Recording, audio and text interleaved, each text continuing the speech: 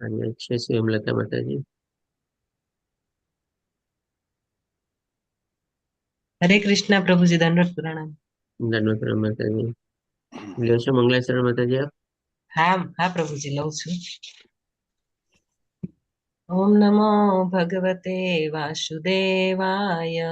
ઓમ નમો ભગવતે વાસુદેવાય. ઓમ નમો ભગવતે વાસુદેવાય. ઓમ અજ્ઞાનતિમિરાંધ્રસ્ય જ્ઞાનાંજનશલાકયા ચક્ષુરુન્મીલિતયેન તસ્मै શ્રીગુરુવે નમઃ. શ્રીચૈતન્યમનોભીષ્ટં સ્થાપિतं येन भूतले स्वयं रूप कदा मह्यं ददाति स्वपदान्तिकं. वन्देऽहं श्रीगुरो श्रीयुतपदकमलं श्रीगुरून् वैष्णवांश्च श्रीरूपं साग्रजातं सहगण रघुनाथान्वितं तं सजीवं साद्वैतं सावधूतं परिजनसहितं श्रीकृष्णचैतन्यदेवं श्रीराधाकृष्णपादान् सहगण ललिता श्रीविशाखान्वितांश्च. हे कृष्णा करुणा सिन्धो दीनबन्धो जगत्पते गोपेश गोपिका कान्त राधा कान्त नमोऽस्तुते.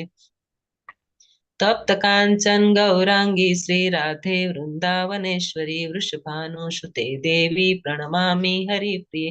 वाञ्छाकल्पतरुभ्यश्च कृपा सिन्धुभ्य एव च पतितानां पुण्येभ्यो वैष्णवेभ्यो नमो नमः. ॐ नमः विष्णुपादाय भूतले श्रीमते भक्तिवेदान्त स्वामी इति नामिने.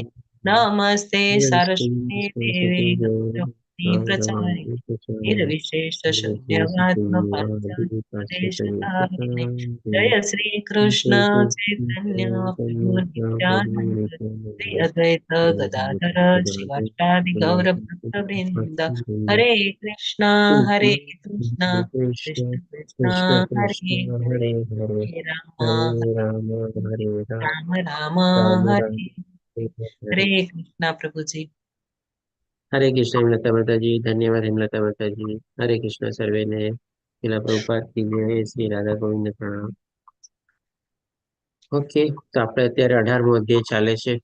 ગઈકાલે આપણે જે માનસી માતાજી, હા, આપણે કોર્સ બનાવી દો, જોડાઈ ગયા છો તો. માનસી માતાજી આપણે કોર્સ બનાવી દીધા છે. બીજું કોઈ કારણસર હરે હેન્ડ કૃષ્ણ રેસ છે પ્રભુ. આપનું? હરે કૃષ્ણ પ્રભુજી. હરે કૃષ્ણ માતાજી. ઓકે, તો આપણે 18મા અધ્યાયમાં છીએ, છેલ્લા અધ્યાયમાં છીએ. કાલે આપણે આની પૂર્ણાહુતિ કરશું. પછી લગભગ કદાચ દ્વારકા યાત્રામાં આપણે બધા જઈએ છીએ, જે લોકો જવાના છે. ભગવાન જયારે અવસર આપશે ત્યારે હું પણ જોડાઈશ તમારે. ભગવાનને એવી પ્રાર્થના કે જલ્દી હવે મોકો આપે, એવી આપણે હું બી યાત્રામાં જોડાઈ શકું અહીંયાથી. અને ત્યાર પછી આપણે એટલે કે થોડો બ્રેક લેવાનો છે. અને એના પછી ફરીથી ક્યારે એક્સપ્રેસ લેવલ 2 શરૂ કરશે એ પ્રમાણે જે પ્રમાણે જાણ કરવામાં આવશે તો આપણે આગળ વધશું એમાં. તો આપણે ગઈકાલે 18મા અધ્યાયમાં 19 થી 40 શ્લોક લીધેલા હતા, એટલે કે 22 શ્લોક કવર કરેલા હતા. અને એમાં ભગવાન આપણને મુખ્યત્વે આપણને 6 ચીજો બતાવે છે. 6 ચીજોને આપણને 3 ચીજમાં વિભાગ કરીને બતાવે છે કે ભાઈ સતોગુણી કહેવાય, રજોગુણી કહેવાય કે તમોગુણી કહેવાય. એ કઈ 6 ચીજ હતી? કોણ કહેશે મને? કોઈને યાદ છે? ભગવાન કઈ 6 ચીજને આપણને ભાગલા પાડીને બતાવે છે? હરે કૃષ્ણ. બધી યાદ ન હોય તો 1 2 3 બી બોલો.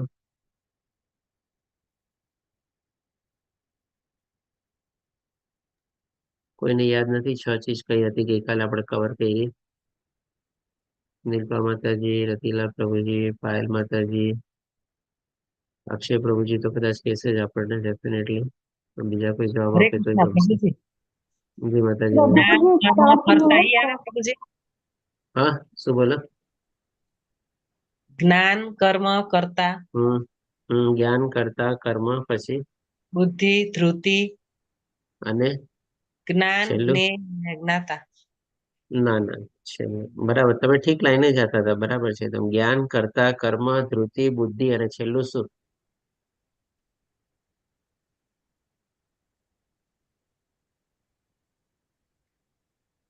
આપણે બધા એને પ્રાપ્ત કરવા માટે ઘણા વલખા મારીએ છીએ.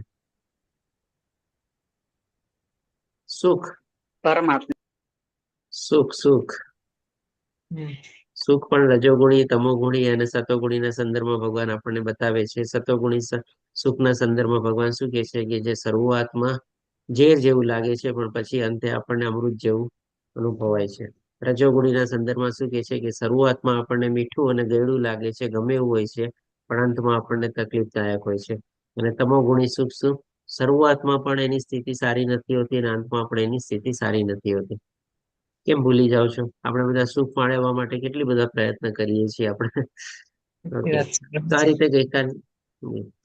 રીતે ગઈકાલે ભગવાને આપણને 6 ચીજો બતાવી કે પ્રકૃતિના ગુણો અનુસાર કે ભાઈ બધું જ ચીજ સતોગુણી, રજોગુણી અને તમોગુણી હોય. જ્ઞાન બી સતોગુણી, રજોગુણી, તમોગુણી, પછી કર્તા બી સતોગુણી, રજોગુણી, તમોગુણી, એવી રીતે કર્મ, એવી રીતે બુદ્ધિ, એવી રીતે ધૃતિ એટલે કે ડિટર્મિનેશન, વિલ પાવર જેને આપણે કહી શકીએ, એવી રીતે સંકલ્પ શક્તિ આપણે, અને છેલ્લે ભગવાન સુખના સંદર્ભમાં બતાવે છે.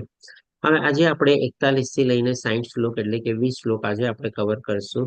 તેમાં પણ આપણે 3 ભાગમાં વિભાજિત છે. 41 થી લઈને 48માં શ્લોકમાં ભગવાન આપણને છે ને વર્ણ વ્યવસ્થા વિશે આપણને ડિટેલમાં જ્ઞાન આપશે. વર્ણ વ્યવસ્થા માટે સૌથી પહેલા ભગવાને ચોથા અધ્યાયમાં બતાવેલું હતું આપણને, પણ ત્યારે ખાલી ટચ એન્ડ ગો કરીને આપણને કીધું હતું કે ભાઈ વર્ણ વ્યવસ્થા જે છે એ બી ગુણ અને સ્વભાવ પ્રમાણે હોય છે અને કર્મ પ્રમાણે હોય છે, અને એની રચના ભગવાને જ કરેલી છે. પણ આના સંદર્ભમાં આજે આપણને 8 શ્લોકમાં ભગવાન આપણને વર્ણ વ્યવસ્થામાં એકદમ ડિટેલમાં બધું કવર કરશે. પછી 49 થી લઈને 55માં શ્લોકમાં આપણને ભગવાન જ્ઞાન યોગ અને ભક્તિ યોગ બતાવશે. તો જેમ કીધું ને કે આ અધ્યાયમાં ભગવાન આપણને 3 યોગનું જ્ઞાન આપણને ફરીથી આપે છે. અર્જુનનો જે પ્રશ્ન હતો કે ભાઈ ત્યાગમય જીવનનો ઉદ્દેશ શું છે અને ત્યાગમય જીવન કેવું હોય છે, તેના સંદર્ભમાં ભગવાન પહેલા આપણને કર્મયોગ વિશે બધું બતાવ્યું. પછી ભગવાન આપણને આજે 49 થી 55માં શ્લોકમાં આપણને જ્ઞાન યોગ વિશે બી બતાવશે અને ભક્તિ યોગ વિશે બી બતાવશે. અને પછી આપણે જે 5 શ્લોક કવર કરશું, છેલ્લા આપણે 56 થી લઈને 60માં, એમાં ભગવાન આપણને બતાવશે કે ભાઈ જે લોકો આવી શુદ્ધ ભક્તિમાં પ્રવૃત્ત થયેલા હોય છે, જે ભગવાનની કૃપાથી પ્રાપ્ત થાય છે, તો એને શું ફાયદા થાય છે, એને શું બેનિફિટ થાય છે, ભગવાન એને શું મદદ કરે છે, એ પણ ભગવાન આપણને આ 56 થી લઈને 60માં શ્લોકમાં બતાવે છે. તો એક રીતે જોવા જઈએ તો આ 3 આજે જે આપણે 20 શ્લોક કવર કરવાના છે, જે 3 પાર્ટમાં ઘણા અગત્યના શ્લોક છે આપણે, કારણ કે વર્ણ વ્યવસ્થા છે વિશે ડિટેલમાં જાણવું બહુ આપણે જરૂરી છે, કારણ કે ઘણી બધી જગ્યાએ આપણે આને મિસકન્સેપ્શન આપણો હોય છે અને મિસઅન્ડરસ્ટેન્ડ આપણે કરીએ છીએ કે ભાઈ વર્ણ વ્યવસ્થા આપણે શું છે કે ભાઈ જન્મથી એના પ્રમાણે હોય છે. તો હવે આગળ વધતા જોઈએ તો 41માં શ્લોકમાં ભગવાન આપણને કહે છે કે તે પરંતુ બ્રાહ્મણો, ક્ષત્રિયો, વૈશ્યો તથા શુદ્રોમાં ભૌતિક પ્રકૃતિના ગુણો દ્વારા, અહીંયા ભગવાન ફરીથી આપણને એ જ કહે છે, એટલે કે સ્વભાવ અથવા તો ભૌતિક પ્રકૃતિના ગુણો જે પ્રમાણે એના ઉપર વર્ચસ્વ હોય એના પ્રમાણે ઉત્પન્ન થયેલા તેમના સ્વભાવ પ્રમાણે ભેદ કરવામાં આવેલા છે. એટલે કે ભગવાન અહીંયા આપણને બતાવે છે કે આ એક જાતની વિભાજન નો કહી શકીએ, પણ આપણે એક સરસ મજાની વ્યવસ્થા છે. આપણે ડિવિઝન નથી, પણ એક જાતના ડિપાર્ટમેન્ટ છે આપણે, જે ભગવાને આ 4 સમાજ વ્યવસ્થા બધી બતાવેલી છે, કે બધા લોકોને ભગવાને 4 ભાગમાં આપણે કહી શકીએ કે અલગ રીતે વ્યવસ્થામાં ગોઠવી દીધા છે. બ્રાહ્મણ, ક્ષત્રિય, વૈશ્ય અને શૂદ્રો. અને એનો આધાર શું છે? એ વ્યવસ્થા બનાવવાનો આધાર કે ભાઈ જે લોકો પાસે જેવા જેવા ગુણ હોય, જેવો જેવો સ્વભાવ હોય, જેવી જેવી કાર્ય કરવાની એની ક્ષમતા હોય, કાબેલિયત હોય, લાયકાત હોય, એની બુદ્ધિ હોય, એ પ્રમાણે ભગવાને આ બધી વ્યવસ્થા આપણને 4 ભાગમાં આપણને ગોઠવીને આપેલી છે. હવે ભગવાન આપણને આના વિશે ડિટેલમાં બતાવે છે કે એક એક લોકોના ગુણ કેવા હોય છે, અથવા તો કેવા કર્મમાં એ લોકો પ્રવૃત્ત થયેલા હોય છે. અને આ જે ભગવાને આપણને જે વ્યવસ્થા બતાવેલી છે, આ વ્યવસ્થા શું છે, આપણા શરીરમાં જોઈએ તો આપણા શરીરમાં પણ આ વ્યવસ્થા આવેલી છે. આપણા ઘરમાં જોઈએ તો ઘરમાં પણ આ વ્યવસ્થા આવેલી છે. આપણે ઓફિસમાં જોઈએ તો ઓફિસમાં પણ આ વ્યવસ્થા હોય છે. ઇવન વધારે ઓર વ્યાપક રૂપમાં આપણે જોવા જઈએ તો આખી દુનિયામાં આ વ્યવસ્થા પ્રમાણે જ બધું ચીજ આપણે કાર્યતંત્ર ને બધું આપણે ચાલે છે. જો આપણે આપણા શરૂઆત કરીએ આપણા શરીરના સંદર્ભમાં, તો ભાઈ શાસ્ત્ર પ્રમાણે આપણે કહીએ તો આપણું જે માથું જે છે ને, અથવા તો જેમાં આપણે બ્રેઇન અથવા મગજ હોય, જેમાં આપણે બુદ્ધિ રહેલી છે એ પ્રમાણે જાણીએ છીએ, એને આપણે બ્રાહ્મણની સાથે સરખાવી શકીએ. પછી આપણા હાથોથી અથવા આપણી ભુજાઓથી અથવા તો શોલ્ડરથી જેનાથી આપણે બધા કાર્ય ને બધું કરીએ છીએ, એ ક્ષત્રિય એટલે કે એક જાતની શક્તિ અથવા તો કાર્ય શક્તિ. અને વૈશ્ય એટલે કે ભાઈ આપણે શું છે કે ભાઈ બધું એક્સચેન્જ કરે તમારે, તો આપણે જે પેટ છે, આપણે ઉદર જે છે, આપણે એના વૈશ્યની સાથે આપણે સરખામણી કરી શકીએ. કારણ કે એનું કામ શું હોય છે, તમારે આપણે બધું અંદર નાખીએ છીએ અને પછી એમાંથી આપણે પચીને પછી બાકીનું બધું એમાંથી બહાર નીકળે છે. એટલે કે આદાન પ્રદાન જેવું થાય છે. અને શુદ્રો એટલે કે શું ભાઈ, આપણને બધી ચીજમાં મદદ કરે. તો આપણા જે પગ જે છે એ આપણા શુદ્રની સાથે આપણે સરખામણી કરી શકીએ. ક્યાંય આપણને જવું હોય, આપણને જવા કરવામાં, હલન ચલન કરવામાં બધી રીતમાં આપણને મદદ કરી શકે. આપણા જો ઘરમાં આ વ્યવસ્થા જોઈએ આપણે, તો ઘરમાં પણ શું હોય છે, આપણા વડીલોને બધા હોય, માતા પિતાને બધા હોય, એના તરફથી આપણને જ્ઞાન મળતું હોય. તો એ થઈ ગયા આપણે બ્રાહ્મણ. ઘરમાં એક મેમ્બર હોય અથવા વધારે મેમ્બર, 2-3 જણા કોઈ હોય તમારે, કે જે લોકો શું બહાર જઈને પોતે આજીવિકા રળતા હોય, મહેનત મજૂરીનું કામ કરતા હોય તમારે. તો એ થઈ ગયા આપણે ક્ષત્રિયો તમારે. અને વૈશ્યો એટલે કે ભાઈ આપણે જેમ કે કિચનમાં આપણે ખાવા પીવાનું ને બધું બનાવીએ, અને આપણે લોકો બધા ઘર પરિવાર મળીને બધા આપણે કહે ને કે ભાઈ એકબીજાની સાથે આપણે હળી મળીને રહીએ, તો એ આપણા એકબીજાની સાથે આપણે વાતો કરીએ, એકબીજાની સાથે આપણે પ્રેમ અથવા લાગણીનું આદાન પ્રદાન બધું કરીએ. માતા આપણને ખવડાવે, પિતા લોકો આપણા ખ્યાલ રાખે તમારે. આ બધું શું છે, વૈશ્યનું કામ થઈ ગયું એ પ્રમાણે. અને શુદ્ર એટલે કે ભાઈ આપણા ઘરમાં પણ જેમ કે આપણે નોકર ચાકર હોય તમારે, કોઈ આપણે નોકરાણી રાખેલી હોય, કોઈક અલગ રીતે નોકર રાખેલા હોય, વોચમેન હોય, દરવાન હોય, આ હોય તે હોય, બધું આપણે સિક્યુરિટી ગાર્ડ હોય તે રીતે શુદ્ર થઈ ગયા. આપણા ઓફિસમાં પણ આપણે જોઈએ તો આ જ પ્રમાણે વ્યવસ્થા હોય છે. એક બોસ હોય અથવા ડાયરેક્ટર હોય, તમારી બધાને શું સલાહ સૂચન, માર્ગદર્શન અને દોરવણી આપતો હોય. એ પ્રમાણે બાકી બધા જેમ કે એક્ઝિક્યુટિવ જે સ્ટાફ બધા હોય એ લોકો કામ કરતા હોય તમારે. તો આ રીતે વ્યવસ્થા આપણે કહી શકીએ ને કે બધી જગ્યાએ એક એક પ્રકારની આપણી વ્યવસ્થા ગોઠવાયેલી છે. અને એ પ્રમાણે બધું તંત્ર આપણે ચાલે છે. હવે આપણે આગળ વધતા જોઈએ તો જે પ્રમાણે ભગવાન આપણને એક એક ચીજોના એટલે કે બ્રાહ્મણ, વૈશ્ય, શૂદ્ર 4 જણના આપણને ગુણો બતાવે છે, એનો સ્વભાવ બતાવે છે, અને કેવા કાર્યમાં પ્રવૃત્ત થાય છે એ પણ આપણને બતાવે છે. તો સૌથી પહેલા ભગવાન બ્રાહ્મણથી શરૂઆત કરતા કહે છે કે શાંતિ પ્રિયતા એટલે કે એના લક્ષણો અથવા ગુણો બતાવે છે બ્રાહ્મણના, અથવા તો એનો સ્વભાવ કેવો હોય છે એ ભગવાન આપણને બતાવે છે. શાંતિ પ્રિયતા એટલે કે ભાઈ થોડું કહે ને કે ભાઈ આપણે પેશન્સ હોય, ધીરજ હોય આપણે. અને આત્મસંયમ એટલે કે ભાઈ આત્મજ્ઞાનમાં એ લોકો પરોવાયેલા હોય છે. અથવા તો આપણા વેદો અને શાસ્ત્રોનું એ લોકોનું જ્ઞાન પઠન કરીને એના યજમાન છે કે ભાઈ સમાજમાં છે, લોકોને પોતે જ્ઞાન પ્રદાન કરે છે. એટલે કે હંમેશા ભગવાનની સાથે જોડાવાની, અથવા તો ભગવાનના આપણે જે વેદો અને બધામાંથી જે જ્ઞાન આપણું સમાયેલું છે એ મેળવવામાં એ લોકો પ્રવૃત્ત થયેલા હોય છે. તપ, બ્રાહ્મણ લોકો તપ કરે એટલે કે ભાઈ લોકો શરીરનું તપ કરતા હોય છે. એ લોકોનું વાણીનું બી તપ હોય છે, મનનું બી તપ હોય છે. કેવી રીતે શરીરનું તપ હોય તો કે ભાઈ આજે યજમાન બોલાવે યજ્ઞ ને બધા માટે, તો એ લોકો યજ્ઞ ને બધી પ્રવૃત્તિમાં પોતે પ્રવૃત્ત થાય છે. પછી વાણીનું એ લોકોને તપ કરતા હોય છે કે ભાઈ લોકો મંત્રો ઉચ્ચારણ ને બધું કરતા હોય છે આપણે. અને મનનું તપ હોય છે એટલે કે ભાઈ જેમ કીધું ને શાંતિ પ્રિયતા, મન ઉપર કાબુ, તો ડેફિનેટલી 3 પ્રકારનું તપ એ લોકો એમાં પ્રવૃત્ત થયેલા હોય છે. પવિત્રતા, બાહ્ય પવિત્રતા તો જાળવે છે, પણ સાથે સાથે આંતરિક પવિત્રતા પણ એ લોકો જાળવવાની પૂરેપૂરી કાળજી અને તકેદારી રાખે છે. સહિષ્ણુતા એટલે કે ભાઈ સહનશક્તિ હોય છે. બ્રાહ્મણો એકચ્યુઅલી તમે કહ્યું કે બ્રાહ્મણોમાં વળી સહનશક્તિ ક્યાંથી આવે, કેવી રીતે આવે, જે આપણને પ્રશ્ન થાય. તો આપણે અત્યારના સંદર્ભમાં આપણે જોઈએ તો બ્રાહ્મણ પણ છે ને, આપણે ઘણીવાર લોકો છે ને આપણે કહે ને કે ભાઈ બહુ ભૌતિક રીતે જોવા માંડે છે. બ્રાહ્મણ લોકોને પણ ક્યારેક એ લોકો કે ને કે એનું અપમાન કરે છે. બ્રાહ્મણ લોકોને પણ કઈ કડવા એવા શબ્દ ને બધું બોલે છે તમારે. તો બ્રાહ્મણ જે આપણે કે ને કે જો વૈદિક બ્રાહ્મણ હોય અને સાચો બ્રાહ્મણ હોય તમારે, આ બધી ગુણવત્તા કેળવેલી હોય, તો જેમ પહેલા જ કીધું અહીંયા શાંતિ પ્રિયતાની સાથે સહિષ્ણુતા એ લોકોની કનેક્ટ આપણે કરી શકીએ. ક્યારેક ક્યાંક એવી લોકોને સામેવાળો વ્યક્તિને અજ્ઞાન હોય છે. હવે એ અજ્ઞાનમાં અથવા તમોગુણની વૃત્તિના હિસાબે માની લો આવી રીતે કોઈ જ્ઞાની વ્યક્તિ અથવા બ્રાહ્મણને કઈક 2-4 શબ્દો કઈ કહી દે, તો બ્રાહ્મણ પણ શું છે એમાં રિએક્ટ નથી કરતા તમારે, એ સહન કરી લે છે તમારે. શું કરીને સમજીને સહન કરી લે છે કે ભાઈ સામેવાળો વ્યક્તિ તો અજ્ઞાની છે, એને જ્ઞાન નથી અથવા એ તમોગુણમાં છે. હવે હું પણ જો એને સામે એ જ રીતે રિએક્ટ કરું, તો પછી મેં તો મારા ગુણ ખોઈ નાખ્યા ને, એના બ્રાહ્મણના ગુણ તો ખોવાઈ ગયા. એટલે કે જેવાની સાથે જો તેવા થઈ જાય તો એનામાં અને આનામાં ફરક શું રહ્યો તમારે. તો ડેફિનેટલી બ્રાહ્મણે પણ થોડી ઘણી સહનશક્તિ કેળવવી પડે છે. સત્યનિષ્ઠા એટલે કે ભાઈ ડેફિનેટલી સત્યનિષ્ઠા એટલે કે ભાઈ સત્યનો આધાર એ લોકોએ તો હંમેશા લેવો જ પડતો હોય છે આપણે, અને એ જ માર્ગ ઉપર એ લોકોએ ચાલવું પડે છે. જ્ઞાન, અહીંયા જ્ઞાનનો સંદર્ભ એટલે કે ભાઈ આપણા વેદો અને શાસ્ત્રોનું જ્ઞાન. વિજ્ઞાન એટલે કે ભાઈ શું વિશેષ રૂપી જ્ઞાન, એટલે કે આપણે કહી શકીએ કે જે આ બધા બ્રાહ્મણો ને બધા હોય છે એ લોકોને આત્મ સાક્ષાત્કાર લેવલ સુધી એ લોકો આ બધું જ્ઞાન પ્રાપ્ત કરેલું હોય તમારે, તો જ એ છે ને એવા બધા યજ્ઞો કરાવી શકે, એવી રીતે બધા શાસ્ત્રો ઉચ્ચારણ કરી શકે તમારે, અને બાકી બધી ચીજોમાં એ લોકો પ્રવૃત્ત થઈ શકે. એટલે કે વિશેષ રૂપે એ લોકોએ જ્ઞાન પ્રાપ્ત કરેલું હોય છે. અને આપણે કહી શકીએ કે ભાઈ ડેફિનેટલી આત્મ સાક્ષાત્કાર એટલે તો આત્મ સંયમ હોય છે, હંમેશા આત્મજ્ઞાન સાથે જોડાયેલા હોય છે. તથા ધાર્મિકતા, ધાર્મિકતા એટલે કે ભાઈ જે બધી રિચ્યુઅલ્સ હોય તમારે, આપણા વેદો અને શાસ્ત્રોમાં પણ બધી ચીજો, જેમ કે યજ્ઞ કરવા માટે પણ છે ને બધી વિધિ બધીમાં શું કહીએ આપણે કહેવામાં આવેલી હોય કે આ પ્રમાણે આ યજ્ઞ કરવાનો, તો એ જે રિચ્યુઅલ્સ હોય, એની જે સિસ્ટમ હોય, એની જે પ્રોસિજર હોય, એને પણ આપણે ધાર્મિકતા કહી શકીએ.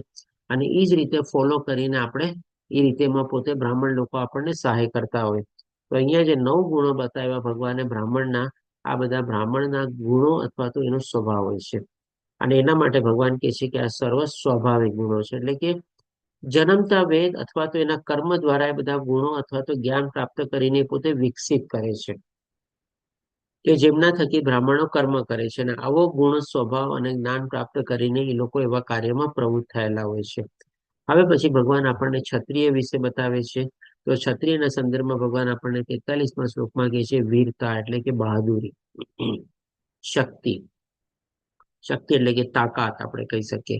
જેવું આપણે ક્ષત્રિય નામ પડે ને, આ બધી 2-3 ક્વોલિટી આપણે ઓટોમેટિકલી આપણા માઇન્ડમાં બધા મેપ બનવા માંડે, કે બહુ સારા મજાના પાવરફુલ વ્યક્તિ હોય, બહુ શક્તિશાળી વ્યક્તિ હોય, બહુ જોરાવર વ્યક્તિ હોય, બધું બળશાળી વ્યક્તિ હોય તમારે, તો ડેફિનેટલી એ જ બધા આપણે ક્ષત્રિયના ગુણ છે. આપણે વીરતા, શક્તિ, સંકલ્પ, એટલે કે ક્ષત્રિય લોકો પણ જે પોતાના એક સંકલ્પ કરે તો જે નિશ્ચય કરે એમાં એ લોકો દ્રઢતાપૂર્વક પોતે આગળ વધતા હોય, એટલે દક્ષતા એટલે કે સ્ટેબિલિટી.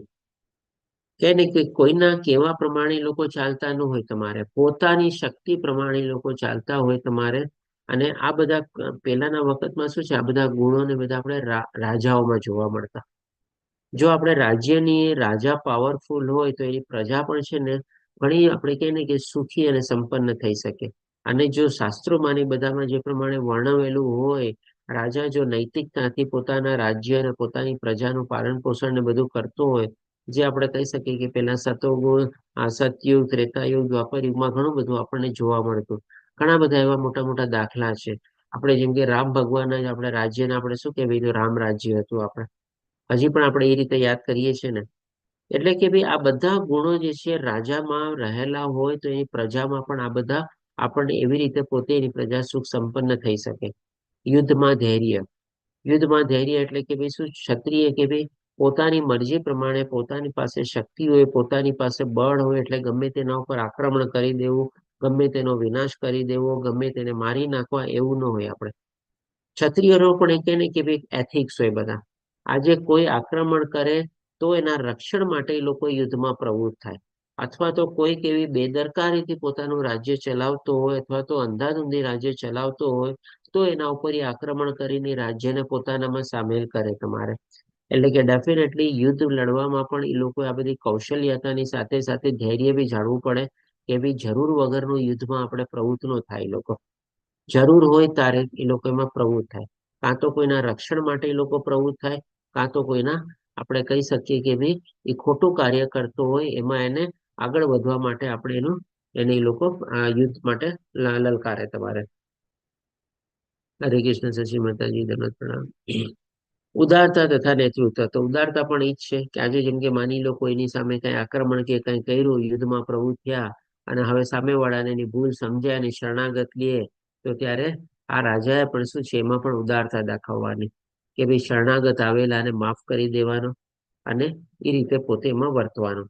અને નેતૃત્વ, તો આ બધી જે ક્વોલિટીઝ આપણે જઈએ એટલે કે નેતૃત્વ એટલે કે લીડરશિપ ક્વોલિટી, તો ડેફિનેટલી એ વખતમાં ક્ષત્રિય એટલે કે રાજાના સંદર્ભમાં વધારે કનેક્ટ થતું આપણે, અથવા તો આપણે એડમિનિસ્ટ્રેટર તરીકે આપણે એને કહી શકીએ. જેમ કીધું ને આપણે ઓફિસમાં પણ આ બધું ચીજ થાય, અથવા તો જે લોકો ટેક્સ કલેક્ટ કરતા હોય એવી રીતે બધા આ એડમિનિસ્ટ્રેટર કેટેગરીમાં આપણે ક્ષત્રિય તરીકે આવે. કે જે બધાનું આપણે સુપરવાઇઝ કરે, એડમિનિસ્ટ્રેશન કરે, મોનિટર કરે, જે કાંઈ પણ કરે અને કંટ્રોલ કરે તમારે.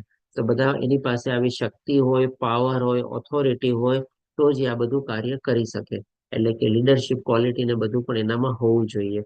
તો આ ભગવાન કહે છે કે આ ક્ષત્રિયોના સ્વાભાવિક ગુણો છે. હવે પછી ભગવાન આપણને શુદ્ર વિશે બતાવે છે અને વૈશ્ય વિશે બતાવે છે. તો 44મા શ્લોકમાં કહે છે કે ખેતી, ગૌરક્ષા અને વેપાર વૈશ્યોના સ્વાભાવિક કર્મ છે. તો આપણે એ ટાઈમમાં જોતું કે ભાઈ આપણો જેમ કે ભારત દેશ પણ આજે ખેતી પ્રધાન દેશ કહેવાય છે. આસ્તે આસ્તે હવે એની મહત્વ ઓછી થતી જાય છે. જેમ જેમ પ્રમાણે બધું આપણે ટેકનોલોજી કયો કે કલયુગ કયો કે બધું આપણે આગળ વધી રહ્યું છે. પણ પહેલા આપણે કહીએ ને કે ભાઈ બહુ ઘણે ખરે અંશે આપણે ભારત દેશ આપણા ખેતી ઉપર ને એના ઉપર નિર્ભર હતો આપણે. હવે તો ઘણી બધી ઇન્ડસ્ટ્રી ને બધા ઉપર આપણે આગળ વધી રહ્યા છે.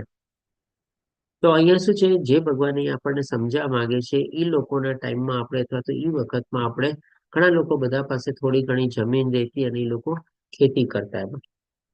તો આ બધું કામ કોનું? એટલે કે વૈશ્યનું હોય. વૈશ્ય શું કરે? એની જમીન ઉપર ખેતી કરે. ગૌરક્ષા એટલે કે ભાઈ ખેતી કરવા માટે આપણે પશુધન જોવે. હોઈ શકે ગાય હોય, હોઈ શકે બળદ હોય. તો આમાં ગૌરક્ષાના સંદર્ભમાં આપણે એવા બધા આપણે પશુધન આવી ગયા આપણે. અને એને પણ ધન કહેવાતું. કારણ કે પહેલાના વખતમાં છે ને માણસોની કે ને કે ભાઈ કેટલો ધનિષ્ઠ છે અથવા તો કેટલું વધારે એની પાસે ધન છે, એનું માપદંડ શું હતું કે ભાઈ એને ત્યાં કેટલી ગાયો છે, કેટલા હાથીઓ છે, કેટલા બળદો છે. એના બધાથી આપણે મપાતું કે ભાઈ હા આ માણસ આટલો પૈસા વાળો છે. આજની જેમ નહોતું કે ભાઈ કેટલી માલ મિલકત ને ગાડી ને બંગલા ને બધું છે આપણે. એટલા જ માટે એ પશુને પણ ધન તરીકે આપણે વર્ણવવામાં આવતું. એટલે પશુ ધન કહેવાતું. તો ગૌરક્ષાના સંદર્ભમાં એ પણ આવી જાય. અને વેપાર એટલે કે ભાઈ એ જે ખેતી કરતો અને એમાં જે ધાન થતું, બધું ધાન તો પોતે વાપરી ન શકે. તો એ શું કરે? માર્કેટમાં જઈને જેને ધાનની જરૂર હોય એને ધાન આપે અને આના માટે એને જે બીજી ચીજની જરૂર હોય એની પાસેથી આદાન પ્રદાન કરે. એટલે કે વૈશ્યનું મેઇન કામ શું હોય? એક્સચેન્જ કરવાનું. અથવા તો પહેલાના વખતમાં જે ઓલી બાર્ટર સિસ્ટમ હતી ને, તમે એક ચીજ આપો એની બદલે તમને જે બીજી ચીજ જોતી હોય તમે એની પાસેથી લ્યો. હવે તો બધાનો આપણે વિનિમય કરી નાખ્યો. એટલે કે બધાનું આપણે હવે બધાનું આપણે માપ તુલ્ય અથવા તો માપદંડ આપણે પૈસાના ભારે આપણે કરીએ છીએ કે ભાઈ કેટલી કિંમત, કેટલા પૈસા, કેટલા રૂપિયા, કેટલા ડોલર, કાંઈ પણ જે હોય તમારે. પણ પેલાના વખતમાં આવું બધું નહોતું આપણે. તો એ કામ વૈશ્યનું એટલે કે ભાઈ બિઝનેસ વૃત્તિ. અને એને આજના સંદર્ભમાં આપણે કનેક્ટ કરી શકીએ. જે લોકો બધા આપણે બિઝનેસમેન હોય છે તમારે, એ મોસ્ટલી આપણે વૈશ્ય કેટેગરીમાં મૂકી શકીએ. તો આના સંદર્ભમાં ભગવાન કહે છે કે વેપાર વૈશ્યોના સ્વાભાવિક કર્મો છે. હવે આને જો આપણે આપણા સંદર્ભમાં જોઈએ ને, તો આ ચીજ આપણને અત્યારના પ્રેક્ટિકલી રીતે આપણે આજના તારીખમાં પણ એપ્લાય થાય છે. હવે આપણે શું કરવાનું છે? ખેતી કરવાની છે. તો આપણે શેની ખેતી કરવાની છે? તો કે ભાઈ આપણે જે દિવ્ય ગુણો છે અથવા જે આધ્યાત્મિક ગુણો છે એની આપણી અંદર આપણે ખેતી કરવાની છે. અને કોઈ પણ ચીજ આપણે ખેતી કરીએ એની પહેલા શું આપણે જમીન ખેડીએ, નિંદામણ કાઢીએ અથવા તો બધું કચરો ને બધું કાઢીએ ને, પછી આપણે બીજ નહીં રોપીએ. તો આપણી અંદર પણ જે એવી ગંદકી રહેલી છે, આપણે કે ને કે રાગ, દ્વેષ, ક્રોધ, લોભ, મોહ, માયા, અહંકાર, આ બધી ચીજની આપણે નિંદામણ કરીને બધું કાઢવાનું છે. અને જે દૈવી અને આપણે કહી શકીએ કે જે 26 ગુણો બતાવે છે ભગવાન 16મા અધ્યાયમાં, એની આપણે ખેતી કરવાની છે. અને ગૌ રક્ષાનો પણ બીજો મિનિંગ ગૌ એટલે કે ભાઈ ગાય થાય, અને બીજો મિનિંગ આપણે ગૌ એટલે ઇન્દ્રિય થાય. તો આ બધી ચીજ કરવા માટે આપણે પણ આપણી ઇન્દ્રિયોની રક્ષા કરવાની છે. ઇન્દ્રિયોની રક્ષા કોની સામે કરવાની છે? તો કે ભાઈ ભૌતિક માયાની સામે આપણે કરવાની છે. ત્રિગુણી માયાની સામે આપણે કરવાની છે. અને ઇન્દ્રિય અને ઇન્દ્રિયના વિષયો પર કાબુ મેળવવાનો આપણે કોશિશ કરવાની છે. અને હવે વેપાર આપણે શેનો કરવાનો છે? માની લો આપણને જે કાંઈ પણ જ્ઞાન પ્રદાન થાય, આપણે પણ શું છે બીજા લોકોની સાથે આપણે એને બાંટવાનું છે અથવા તો એના પ્રચાર અને પ્રસારમાં આપણે આગળ વધવાનું છે. તો એ સેન્સમાં જોવા જઈએ તો આપણે પણ આ વૈશ્યમાં જઈએ ભગવાન 3 કર્મ બતાવે છે. આ 3 કર્મમાં પણ જો આપણે પ્રવૃત્ત થઈ આપણી આધ્યાત્મિક યાત્રા ઘણી સરસ રીતે આગળ વધી શકે. અને પછી ભગવાન હવે આપણને શુદ્રના વિશે બતાવે છે. તો કે શ્રમ તથા બીજાઓની સેવા કરવી એ શુદ્રના કર્મો છે. હવે આ શું કામ એ શુદ્રના કર્મો હોય છે? આના વિશે ભગવાન કોઈ આપણને ગુણ બતાવતા નથી અથવા એ લોકોનો સ્વભાવ બી બતાવતા નથી, પણ સીધે સીધા આપણને કર્મ બતાવે છે. તો શું કામ એ ગુણ અને સ્વભાવ બતાવતા નથી? કારણ કે આ જે શુદ્ર લોકો હોય છે એની પાસે છે ને જ્ઞાન લેવાની, જ્ઞાન મેળવવાની જ્ઞાન ગ્રહણ કરવાની ક્ષમતા અથવા તો બુદ્ધિ છે ને ઓછા માત્રામાં હોય છે. એ લોકો પાસે શેની શક્તિ હોય તમારે? ક્યારેક એવી કોઈ શારીરિક શક્તિ હોય કે જેના દ્વારા એ લોકો બીજા લોકોને મહેનત મજદૂરીનું કામ કરી શકે. આજે જેમ કે આપણે દાખલા તરીકે લઈએ, આપણા ઘરમાં જેમ કે નોકર ચાકર હોય, વોચમેન હોય, દરવાન હોય, સિક્યુરિટી ગાર્ડ હોય, આપણા ઓફિસમાં પણ એવી રીતે સ્વીપર હોય, બધા હોય તમારે. એ લોકો શું એટલું ભણેલા ન હોય તમારે, એટલે ભણેલા ન હોય, થોડી ઘણી આવડત બી ઓછી હોય, થોડી ઘણી બુદ્ધિ બી ઓછી હોય, પણ ડેફિનેટલી બધાને પોતપોતાના ગુજરાન માટે કંઈક ને કંઈક કર્મ તો કરવું જ પડે. તો એ લોકો શું કરે, આવી રીતે બીજાઓની સેવા કરે, બીજાના અંડર મારીએ તમારે, જે કાંઈ પણ પોતે પોતાના લાયકાત અને કાબિલિયત પ્રમાણે કામ કરી શકતો હોય અથવા તો એની સેવા કરીને એને મદદ કરીને એ પોતે પોતાનું ગુજરાન ચલાવતો હોય. તો અહીંયા આવી રીતે ભગવાન આપણને બ્રાહ્મણ અને ક્ષત્રિયના ગુણો અને સ્વભાવ બતાવે છે, કેવા કાર્યમાં પ્રવૃત્ત થાય છે એ બતાવે છે. વૈશ્યના સંદર્ભમાં ભગવાન આપણને એના કર્મ બતાવે છે, અને શૂદ્રના સંદર્ભમાં પણ ભગવાન આપણને એના કર્મ બતાવે છે. અને જો આપણે શ્રેષ્ઠતાના હિસાબે જોવા જઈએ ને, તો બ્રાહ્મણ સૌથી શ્રેષ્ઠ બ્રાહ્મણ કોને કહેવાય? તો કે ભાઈ જેને વધારે ને વધારે વૈદિક જ્ઞાન પ્રાપ્ત કરેલું હોય અને એના આચરણમાં પ્રવૃત્ત થયેલો હોય, એ આપણે શ્રેષ્ઠ બ્રાહ્મણ કહીએ. અને શ્રેષ્ઠ ક્ષત્રિય કોને કહીએ આપણે? તો કે ભાઈ જેની પાસે વધારે બળ હોય, વધારે સત્તા હોય, વધારે પાવર હોય તમારે, અને એને પાછું સારી રીતે ઉપયોગ કરતો હોય, તે આપણે શ્રેષ્ઠ ક્ષત્રિય તરીકે થઈ ગયું. અને શ્રેષ્ઠ વૈશ્ય તરીકે આપણે ઓળખાણ તરીકે જોઈએ તો કે ભાઈ જેની પાસે ધન ધાન્ય બધું થોડું પૂરતા માત્રામાં હોય, સારી રીતે બધું હોય, અને લોકોને મદદ માટે પણ પોતે વાપરતો હોય તમારે. તો આ થઈ ગયું આપણે વૈશ્ય. અને શ્રેષ્ઠ શુદ્ર આપણે કોને કહી શકીએ? કે ભાઈ લોકોની બધી સેવા અથવા જે કામ કરવાની અથવા જે મદદ કરવાની જે વૃત્તિ છે, એમાં પણ પોતે નમ્ર ભાવે રહીને બધી સેવા કરતો હોય, અથવા તો પોતે લોકોને આપણે મદદ કરવામાં પોતે સારી રીતે પ્રવૃત્ત થયેલો હોય. તો એ આપણે કહીએ. ઘણી વાર તમે જો આપણે દાખલા તરીકે જોવા જઈએ, આપણા ઓફિસ અને ઘરમાં આપણા ઘણા બધા આવા નોકર ચાકરને હોય. બધા નોકર ચાકર સરખા નથી હોતા. તમે જો કોકમાં બિહેવિયર બહુ સારું હોય, સારી રીતે વાતો કરે. આપણે કહીએ ને, ઘરમાં ક્યારેક ક્યારેક એવા નોકર ચાકર હોય છે ને, બહુ વડીલો તરીકે હોય છે, ઉંમર લાયક થઈ જાય. એને એની સામે એના માલિકોની 2-3 જનરેશન જોયેલી હોય તમારે. અને જે અત્યારે યંગેસ્ટ જનરેશન હોય ને, એ એના મોટા માણસને અથવા એને નોકર નો સમજતા હોય. ઘણી વાર એને શું રામુ કાકા કે આવી રીતે કંઈક ને કંઈક નામથી પણ બોલાવતા હોય તમારે. અને કોક લોકોને આપણે કેવા જોઈએ છે તમારે, બોલવામાં ઉદ્ધત હોય, કામે બરાબર ન કરતા હોય, કંઈક આડી અવડી વૃત્તિ હોય તમારે. તો એ આપણે કહીએ ને કે શુદ્રમય છે ને, આ બધા છે આપણે લેવલ તરીકે હોય છે. એટલે કે બધી ચીજોમાં આપણે જોઈએ તો બધો સ્વભાવ અને ગુણ છે ને બહુ કાર્ય કરે છે, બહુ મહત્વની ચીજ છે આપણે. તો હવે એ ચીજ ભગવાન આપણને બતાવે છે કે આજે 4 લેવલ જે છે, જે ભગવાને 4 આપણે કહીએ ને કે વ્યવસ્થા બનાવેલી છે, તો એના માટે કહે છે કે દરેક મનુષ્ય પોતપોતાના કર્મના ગુણોનું પાલન કરીને પૂર્ણતા પામી શકે છે. એટલે કે એવું નથી કે ભાઈ બ્રાહ્મણ વેદ ધ્યાન કરે અને એને આત્મજ્ઞાન પ્રાપ્ત કરેલું છે, આત્મસંયમી છે, તો એ જ ખાલી ભગવાનને પ્રાપ્ત કરી શકે. અને જેનો શુદ્ર છે, જેને બિચારાને કાંઈ જ્ઞાન નથી તમારે, કાંઈ વેદોનું ધ્યાન નથી કર્યું, અથવા તો કોઈ પઠન નથી કર્યું, કાંઈ નથી કર્યું, તો એ શું ભગવાનને પ્રાપ્ત ન કરી શકે? એવું નથી. ભગવાનના દ્વાર અહીંયા ભગવાન જે પ્રમાણે આપણને બતાવે છે, ભગવાનના દ્વાર બધા માટે ખુલેલા છે. બધાને એમાં એન્ટ્રી છે આપણે. એટલા જ માટે તો ભગવાન કહે છે કે દરેક મનુષ્ય. આજે ઘણી વાર બ્રાહ્મણ પણ શું છે, માની લો એટલું બધું જ્ઞાન પ્રાપ્ત કરી લે, અને એનું આચરણ જો બ્રાહ્મણ જેવું ન હોય, અને આપણે કહીએ ને કે શુદ્ર કરતા પણ નીચે પ્રકારનું એનું આચરણ હોય તમારે, તો એ બ્રાહ્મણ કહેવાને લાયક નથી. પણ ઓલો જે શુદ્ર વિચારો જે છે તમારે, ભલે બ્રાહ્મણ પરિવારમાં જન્મો નથી, પણ એને પણ પોતાની કાબેલિયત, લાયકાત અને શક્તિ પ્રમાણે માની લો જ્ઞાન પ્રાપ્ત કરીને એ પણ બ્રાહ્મણની અવસ્થા સુધી પોતે પહોંચી શકે છે આપણે. તો એવી જ રીતે ભગવાનના દ્વાર પણ બધા લોકો માટે ખુલેલા છે. અને કેવી રીતે ખુલેલા છે ને શું કરવાનું છે, તો એ પણ ભગવાન અહીં આપણને બતાવે છે કે દરેકે દરેક મનુષ્ય irrespective of cast, creed, community, gender કે કાંઈ નહીં તમારે, ઊંચ નીચ કે કોઈ જાતિ નથી જોવાની, સ્ત્રી પુરુષ નથી જોવાનું, કાંઈ નહીં તમારે. દરેકે દરેક મનુષ્ય અમીગા ખાલી હોવું જોઈએ મનુષ્ય યોનિમાં તમારે.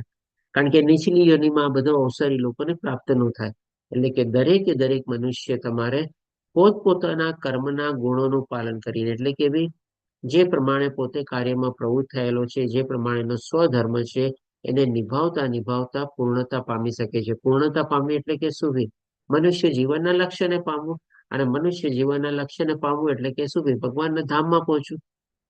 એટલા માટે ભગવાન કહે છે હવે આ કેવી રીતે કરી શકાય તે મારી પાસેથી સાંભળ. એટલે કે સૌથી પહેલા ભગવાને આપણને એ બતાવી દીધું છે કે દરેકે દરેક એલિજિબલ છે મારા ધામને પ્રાપ્ત કરવા માટે, અથવા તો પૂર્ણતાને પ્રાપ્ત કરવા માટે, મનુષ્ય જીવનના લક્ષ્યને પ્રાપ્ત કરવા માટે. ગમે તેમાં એનો જન્મ થયો હોય, ગમે તેવા કર્મમાં પ્રવૃત્ત થયેલો હોય, પણ બધા પાસે કે ને કે લાયકાત તો છે જ, એલિજિબિલિટી તો પોતે છે જ તમારે. હવે કેવી રીતે પ્રાપ્ત કરવું અથવા તો શું કરવાનું છે, તો એ ભગવાન હવે આપણને બતાવે છે 46મા શ્લોકમાં, જે જીવ માત્રનું ઉદ્ભવ સ્થાન છે. એટલે કે હવે ભગવાન અહીંયા આપણને ફરીથી આપણું લક્ષ્ય યાદ દેવડાવે છે. એકવાર લક્ષ્ય તો હું યાદ દેવડાવી દઉં, પછી હું તને કહું છું કે ભાઈ તારે કેવી રીતે મને પ્રાપ્ત કરવાના છે. તો આપણે કોને પ્રાપ્ત કરવાના છે? તો કે ભાઈ આપણે જ્યાંથી આવ્યા છે, જેની સાથે આપણો સંબંધ છે, જે ભગવાને આપણને 7મા અધ્યાયમાં બતાવેલું છે કે બધી ચીજોનું ઉદ્ભવ સ્થાન ભગવાનમાંથી થયેલું છે. બધી ચીજો ભગવાનની શક્તિઓમાં આવેલું છે. અને ઇવન ચતુશ્લોકી ગીતામાં પણ ભગવાન આપણને ફરીથી બતાવે છે કે બધી ચીજનું આપણે ઉદ્ભવ સ્થાન હું જ રહેલો છું. અને જે સર્વવ્યાપી છે, એટલે કે બધી જગ્યાએ ભગવાન વ્યાપક છે. દરેકે દરેક શરીરમાં ભગવાન શિરોદક્ષાય વિષ્ણુ તરીકે પોતે એમાં બિરાજમાન છે, આપણે દરેકે દરેક મનુષ્યમાં. તે ભગવાનની, એટલે કે ભગવાન આપણને અહીંયા આપણું લક્ષ્ય પ્રાપ્ત બતાવ્યું કે ભાઈ એવા ભગવાનને આપણે પ્રાપ્ત કરવાના છે, એવા ભગવાનને આપણા ધામમાં જવાનું છે. એટલે કે તે ભગવાનની ઉપાસના કરીને કે ભગવાનની ભક્તિ કરીને મનુષ્ય પોતાના નિયત કર્મો કરતો રહીને પૂર્ણત્વ પ્રાપ્ત કરી શકે છે. ફરીથી અહીંયા નિયત કર્મો આવે છે. અને આ અધ્યાયમાં પણ આપણે 2-3 વાર ડિસ્કસ કરી લીધેલું છે કે ભાઈ નિયત કર્મો એટલે કે શું. તો ચાલો ફરીથી એકવાર મને કોઈ કહો, નિયત કર્મો એટલે શું? કે જેથી કરીને આપણા બધા માઇન્ડમાં ઇન્સ્ટોલ થઈ જાય પરમાનન્ટલી. ગઈકાલે પણ આપણે હરે આજે કૃષ્ણ ડિસ્કસ કર્યું. પ્રભુજી. જે માતાજી બોલો. સવારથી સાંજ સુધી આપણા માટે જે કરીને એ નિયત કર્મ. ના માતાજી, ઉલટું એમાં ભૂલ બોલ્યા છે. કરી. ઉલટું બોલ્યા. રોજિંદુ હરે કાર્ય. ભગવત આપણે ભગવાનના કાર્ય કરવા, એ સવારે વહેલું ઉઠવું, મંગળા આરતી કરવી, ભગવાનને ભોગ ધરાવવો, ભગવાનની પૂજા કરવી. કે બરાબર. અને આની સીધે સીધી પરિભાષા આપો ને જરા. ચાલો, આ તો બધા કાર્ય થઈ ગયા. નિયત કર્મોની પરિભાષા શું? તમે જે ચીજ માતાજી બતાવ્યો જવાબ એકદમ બરોબર છે. આ બધા તમે કાર્ય બતાવ્યા કે આ બધા કાર્ય આપણે કરીએ તો એ નિયત કાર્યો થઈ ગયા આપણે. પણ નિયત કાર્યની પરિભાષા શું તમારે? આ ચીજ પણ આપણે ડિસ્કસ કરેલી છે.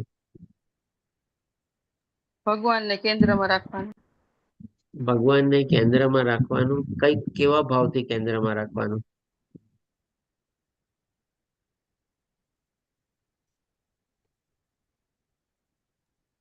આપણે ભગવાનના દાસ. દાસ તરીકે શરણાગતિ સ્વીકારીને નિત્ય દાસ તરીકે કેન્દ્રમાં. બરાબર, એકદમ સરસ.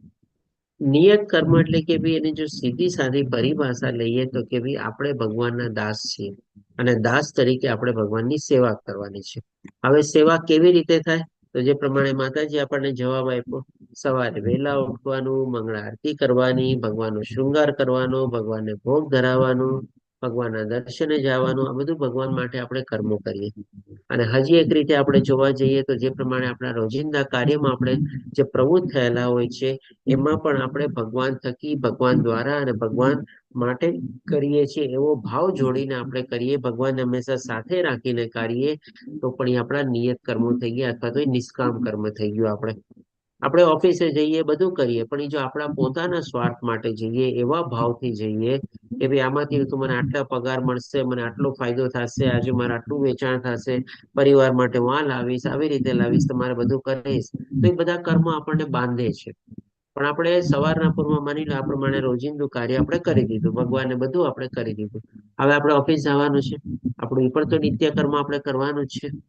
જવાબદારીઓ છે, સંસાર લઈને બેઠા છે.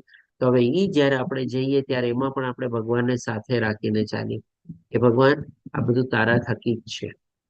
તું જ મને જ્ઞાન આપે છે, તું જ મને આપણે કહીને કે બુદ્ધિ આપે છે, તું જ મને કાર્ય કરાવે છે, તારા થકી જ આ બધું થાય છે. ગ્રાહક આવે એ પણ ભગવાન તે જ મોકલાવેલો ગ્રાહક છે, અથવા આપણે નોકરીએ જઈએ જે પોસ્ટમાં એ બધું આપણે ભગવાન થકી, ભગવાન દ્વારા, ભગવાન માટે એવા ભાવથી જો આપણે કરીએ તો એ પણ આપણા બંધન કરતા કર્મ નથી થતા આપણા. તો આવી રીતે જો આપણે જીવન જીવીએ ને તો જ આપણે કહી શકીએ કે ભગવાન કહે છે કે ભાઈ નિયત કર્મો કરતો રહીને પૂર્ણત્વ પ્રાપ્ત કરી શકે છે. એક રીતે જોવા જાવ ને તો ભગવાને આપણને જે રસ્તો બતાવે છે ને, અઘરો રસ્તો નથી. આમ જોવા જાવ ને તો બહુ સહજ રસ્તો છે, બહુ સહેલો રસ્તો છે. પણ આપણે શું છે, માયાના પ્રભાવ હેઠળ છે ને ભગવાનને ભૂલી જઈએ છીએ, ભગવાનને એક કોરે મૂકી દઈએ છીએ. આજે માની લો આપણે આધ્યાત્મિક અથવા જે લોકો આ માર્ગમાં આગળ બી વધતા હોય ને, સવારના પોરમાં ઉઠીને તમે જુઓ ને બહુ સતોગુણનો પ્રભાવ હોય. બ્રહ્મ મુહૂર્તમાં ઉઠી જાય, નાઈ ધોઈ નિત્ય કર્મ કરીને પછી પોતે ભગવાન માળા જપે, ભગવાન માટે ભોગ બનાવે, ભગવાનને શૃંગાર કરે, ભગવાનનો ભોગ ધરાવે, ભગવાનની આરતી કરે, બધું કરે. હવે 2, 2.5, 3 કલાકનું જે કાંઈ પણ શેડ્યુલ હોય કે ચાલો મેન્યુ નાવા ધોવાથી બધું લઈને 9 વાગ્યા સુધીનું શેડ્યુલ હોય બધું પતી જાય. હવે 9 વાગે જેવું એ શેડ્યુલ પત્યું, મંદિર બંધ કર્યું અને પછી સીધા આપણે આપણા કામે લાગી ગયા તમારે. અને ત્યારે પછી પાછું આપણું રજો ગુણ ને તમો ગુણ ને બધું શરૂ થાય. પછી પાછા આપણે રાતના ઘરે આવીએ, પાછા નાઈ ધોઈને ફ્રેશ થઈએ અને જમીએ કરીએ ને બધું કરીએ, ત્યારે પાછા આપણને સૂતી વખતે ભગવાન યાદ આવે. ત્યારે પાછું થોડું ઘણું આપણો સત્વગુણ વધારે માત્રામાં વધી જાય. પણ જે આખા દિવસમાં જે કહ્યું ત્યારે તો આપણે ભગવાનને ભૂલી ગયા ને. તો એકચ્યુઅલી છે ને આપણે કહીએ ને કે ભાઈ થોડું ઘણું આપણે સંપૂર્ણ રીતે આજે ભગવાન કહે છે ને કે નિયત કર્મો કરતો રહીને, ઓલ ધ ટાઈમ કરતો રહીને, જે કાંઈ પણ કાર્યમાં આપણે પ્રવૃત્ત થઈએ ને બધામાં જ જો આપણે ભગવાનને આવી રીતે યાદ રાખીને કરતા રહીએ ને તો આપણા માટે છે ને આ યાત્રા બહુ સહજ થઈ જાય છે, બહુ ઇઝી થઈ જાય છે. આપણે પણ ભગવાનને પ્રાપ્ત કરી શકીએ છીએ. તમારે ભગવાન પણ તો એ જ કહે છે ને કે પૂર્ણત્વ પ્રાપ્ત કરી શકે છે. પણ આપણે શું ખોવાઈ જઈએ છીએ, ભટકી જઈએ છીએ, અથવા તો આપણે ફંટાઈ જઈએ છીએ. એટલે શેના પ્રભાવથી? તો કે ભાઈ માયાના પ્રભાવથી આપણે. તો હવે પછી ભગવાન આપણને કહે છે 47મા શ્લોકમાં, આ એક બહુ મહત્વનો શ્લોક છે અને આપણે કહી શકીએ કે આપણા પેરેન્ટ્સ તરીકે આપણે બધા બાળકોને એના માટે પણ આપણે માર્ગદર્શન અથવા એની દોરવણી માટે પણ આપણે બહુ સારો આપણો ઉપયોગ કરી શકીએ છીએ આ શ્લોકનો. તો આમાં ભગવાન કહે છે 47મા શ્લોકમાં કે અન્ય કોઈના સ્વધર્મ રૂપ કર્મને સ્વીકારીને તેને સારી રીતે કરવા કરતા પોતાના નિયત સ્વધર્મરૂપ કર્મને કરતા રહેવું વધારે સારું છે. એટલે કે ટૂંકમાં અહીંયા ભગવાન આપણને શું બતાવે છે કે ભાઈ આપણે કોપી કેટ નથી કરવાની કોઈની. તો આને સમજવા માટે જે અહીંયા ફોટો આપેલો છે ને આપણે એ જ દાખલો જોઈએ. આ કાગડો છે, વાંદરો છે, પેંગ્વિન છે, હાથી છે, માછલી છે, આ કૂતરો છે, બધા છે તમારે. હવે આ વ્યક્તિ કે ભાઈ તમારામાંથી જે પેલા ઝાડ ઉપર ચડી જશે તમારે એને હું ઇનામ આપીશ તમારે. કાગડો શું કરે બિચારો, જે ઓલો જેવો બોયલો છે ઝાડ ઉપર ચડવાનું, આ તો ફટાક દઈને એની પંખ ફેલાવે ને સીધો ઉપર ચડી જાય. વાંદરો બી ચાલો જેવું જ એનું બોલવાનું પૂરું થયું ત્યાં ફટફટ ફટફટ ડાળીએ ડાળીએ કરીને સીધો વાંદરો પણ ઉપર ચડી ગયો તમારે. પણ આ બિચારું પેંગ્વિન શું છે તમારે, એ શું ચડી શકવાનું છે ઝાડ ઉપર તમારે? એ તો ટબુક ટબુક ટબુક ટબુક ચાલતું હોય તમારે. અને એ શેના માટે છે? તો કે ભાઈ બર્ફીલા પ્રદેશમાં રહેવા માટે છે અને ત્યાં પોતે ઠંડી ગરમીને બધું સહન કરે તમારે. અને આ બિચારી માછલીને તો જમીન જેવી પાણીમાંથી બહાર કાઢો, ઝાડમાં પહોંચવાની તો વાત જ દૂર રહી, ઝાડને જોઈ બી ન શકે પૂરેપૂરું, એની પહેલા જે મૃત્યુ પામે. એની પાસે શક્તિ શું છે? તો કે ભાઈ પાણી અને સમુદ્રમાં તમારે એટલા મોટા સમુદ્રના પાણીમાં પણ એ પોતે તરી શકે નાનકડી માછલી થઈને પણ.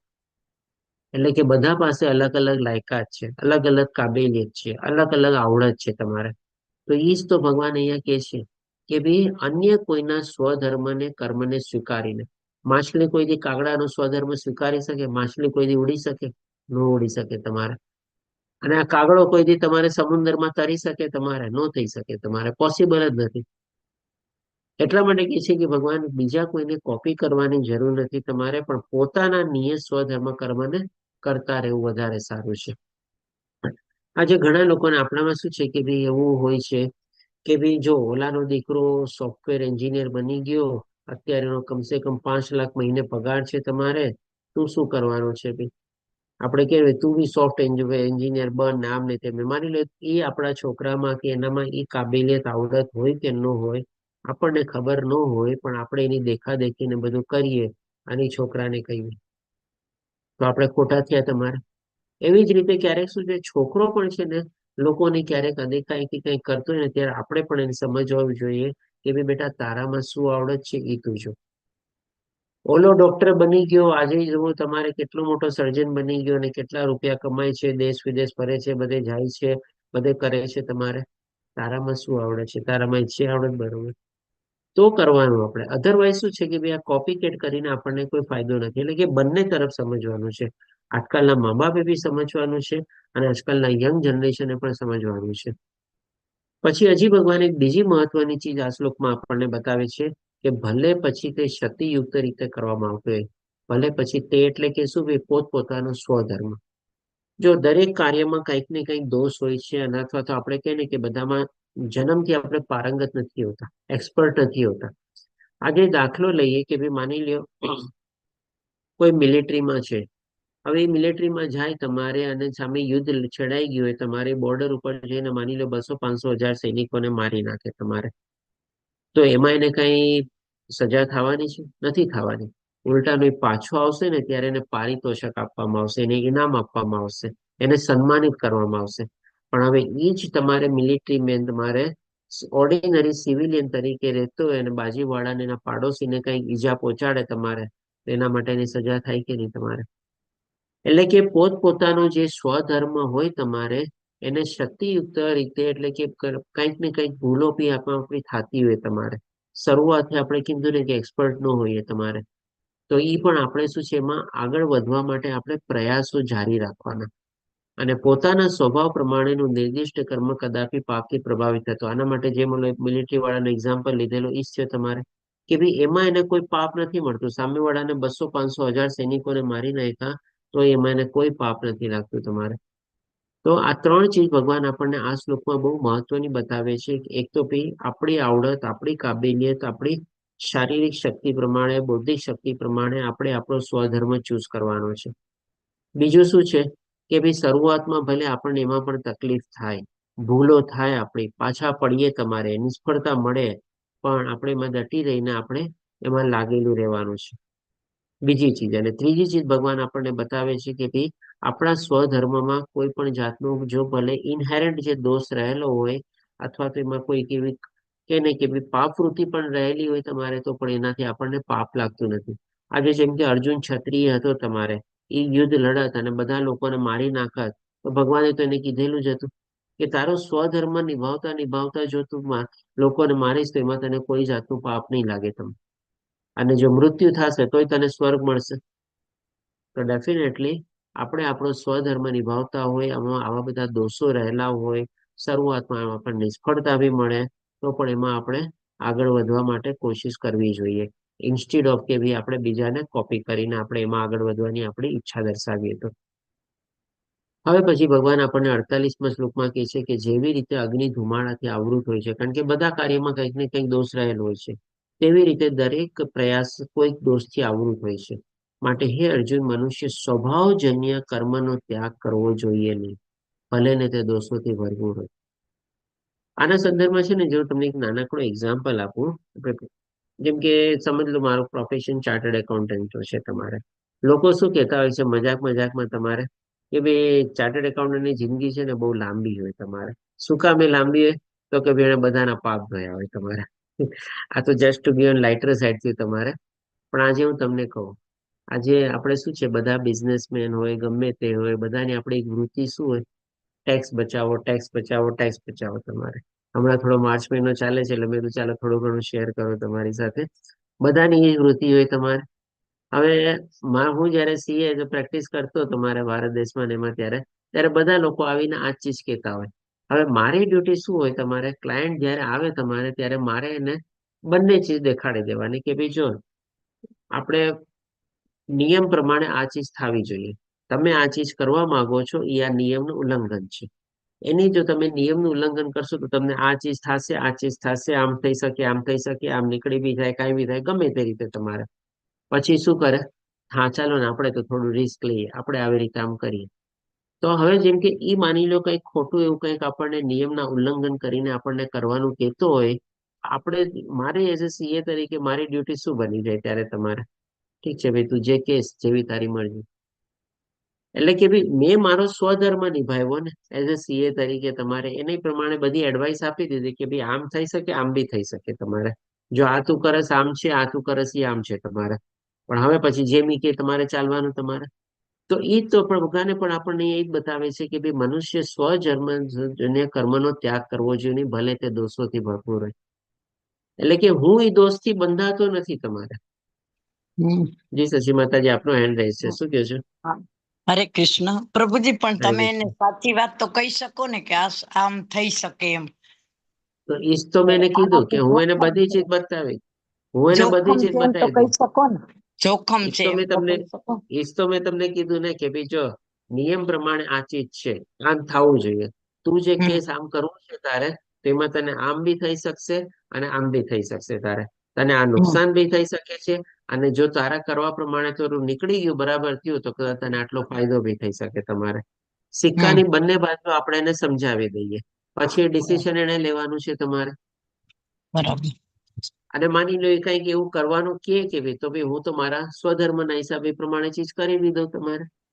એટલે કે બરાબર. કહેવાનું તાત્પર્ય એવું છે કે ભાઈ ઘણી વાર છે ને આજે એવા બધા પ્રોફેશન બી એમાં આપણે જેમાં ઇન્વોલ્વ હોઈએ છીએ કે જેમાં આપણે બીજા થકી ચાલવું પડે છે તમારે.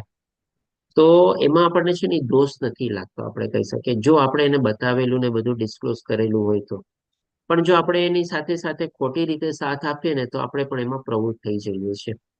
અને બીજું એક શું કીધું કે ભાઈ આજે જેમ કે હું ઓફિસે જાઉં, જો પહેલા તો આ બધું જ્ઞાન નહોતું, પણ હવે જયારે આ બધું જ્ઞાન થઈ ગયું આપણને, ત્યારે આપણે પણ શું કરીએ, કોઈ પણ કાર્યમાં પ્રવૃત્ત થઈએ ત્યારે કીધું ને કે ભાઈ ભગવાનને સાથે રાખીને જોડીને ને એવી રીતે આપણે ચાલીએ તમારે, તો શું છે આપણને આવા બધા કર્મોથી પણ છે ને આપણે બંધાતા નથી.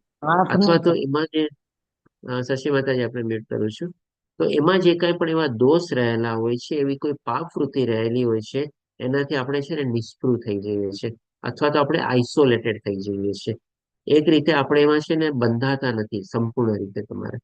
તો આવી ભાવનાથી જો આપણે ચાલીએ ને, તો આ ભગવાન પણ અહીંયા આપણને ઈ બતાવે છે કે ભાઈ ગમે તેવા દોષોથી ભરપૂર હોય તેમ છતાં પણ આપણે આપણો સ્વધર્મ ન છોડવો જોઈએ. હવે માની લો મારી પાસે 10 ક્લાયન્ટ હોય, 10 ક્લાયન્ટમાંથી 8 ક્લાયન્ટ એવા હોય કે ભાઈ જે લોકોને ખોટું જ કરવું છે કંઈક તમારે. હવે હું 8 ક્લાયન્ટને છોડી દઉં તો મારો શરીર નિર્વાહ ચાલે, જીવન નિર્વાહ ચાલે મારું? ન ચાલે ને. પણ એ 8 ક્લાયન્ટને 2 ક્લાયન્ટને પણ જે સારા હોય એને પણ સાથે રાખવું, અને 8 ક્લાયન્ટને પણ બતાવી દો કે ભાઈ તને આ ફાયદો છે, આ નુકસાન છે. આસ્તે આસ્તે એને સમજાવું કે ભાઈ આ બધી ચીજો મૂકી દે. આવી રીતે તું આ માર્ગમાં જા. 1 વર્ષની, 2 વર્ષની, 5 વર્ષની પણ તો ચેન્જ થાય ને થોડો ઘણો તમારે. તો આ રીતે આપણે વાળી શકીએ તમારે. પણ કે ને કે ભાઈ આપણે એને છોડવાનું નથી તમારે. એને લાગેલું રહેવાનું છે તમારે, ભલે પછી એમાં દોષથી આવૃત થઈ જાય. હવે પછી ભગવાન આપણને 49 થી લઈને 55મા શ્લોકમાં આપણને અત્યાર સુધી ભગવાન આપણને કર્મયોગ વિશે બધું ડિટેલમાં સમજાવ્યું. હવે જ્ઞાન યોગ અને ભક્તિ યોગ વિશે આપણને ભગવાન બતાવે છે. તો 49મા શ્લોકમાં ભગવાન કહે છે કે જે આત્મસંયમી તથા અનાસક્ત છે. આત્મસંયમી એટલે ફરીથી એકવાર લઈ લે કે ભાઈ આત્મજ્ઞાન અથવા તો ભગવાનની સાથે જોડાયેલું રહેવાનું, અને અનાસક્ત એટલે કે એવી ભૌતિક દુનિયામાં અનાસક્તિ કેળવેલી છે, અથવા તો જે પોતે કાર્ય કરે છે એમાં નિષ્કામ ભાવે કરે છે, અને જે સર્વ ભૌતિક ભોગોની પરવા કરતો નથી. ભોગવવાની વૃત્તિ જ નથી હવે. એ વૃત્તિને જ પોતે પાર કરી દીધેલો છે, કારણ કે ભૌતિક ભોગોને જેટલા ભોગવશું આપણને એક ને એક દિવસે દુઃખનું કારણ બનવાનું છે, અને એનાથી આપણે બંધાઈ પણ જવાના છે. બંને રીતે આપણને નુકસાન છે આમ જોવા જાવ તો તમારે. બે ધારી તલવાર છે આપણને, એમાં બંને રીતે જે બાજુથી તમે જાઓ તમે કપાવાના જ છો. આપણને કોઈ રીતે ફાયદો છે જ નહીં ભોગો ભોગવીને. તો તે સંન્યાસના અભ્યાસ દ્વારા, અને આ જે છે આપણો સંન્યાસ છે. કર્મ કઈ રીતે રાખવાનું છે? નિષ્કામ ભાવે કર્મ કરવાનું છે, આસક્તિ નથી રાખવાની. ભૌતિક દુનિયાના સંદર્ભમાં ઇન્દ્રિયો અને ઇન્દ્રિયોના વિષય ઉપર કાબુ મેળવવાનો છે આપણે. તો આવી રીતે જો આપણે આપણું જીવન જીવીએ તો એ આપણું સંન્યાસમય અથવા તો ત્યાગમય જીવન છે. અને અભ્યાસ દ્વારા કર્મફળમાંથી મુક્તિની સર્વોચ્ચ સિદ્ધિ અવસ્થા પ્રાપ્ત કરે છે. કર્મફળમાંથી મુક્તિ એટલે કે શું? જો અનાસક્ત ભાવે આપણે કર્મ કરેલા હશે તો એ કર્મ આપણને બંધન કરતા જ નહીં થાય. એટલે કે ઓટોમેટિકલીની ફળમાંથી આપણે કાંઈ પણ બધા કર્મના સારા અને નરસા ફળ આપણને મળે.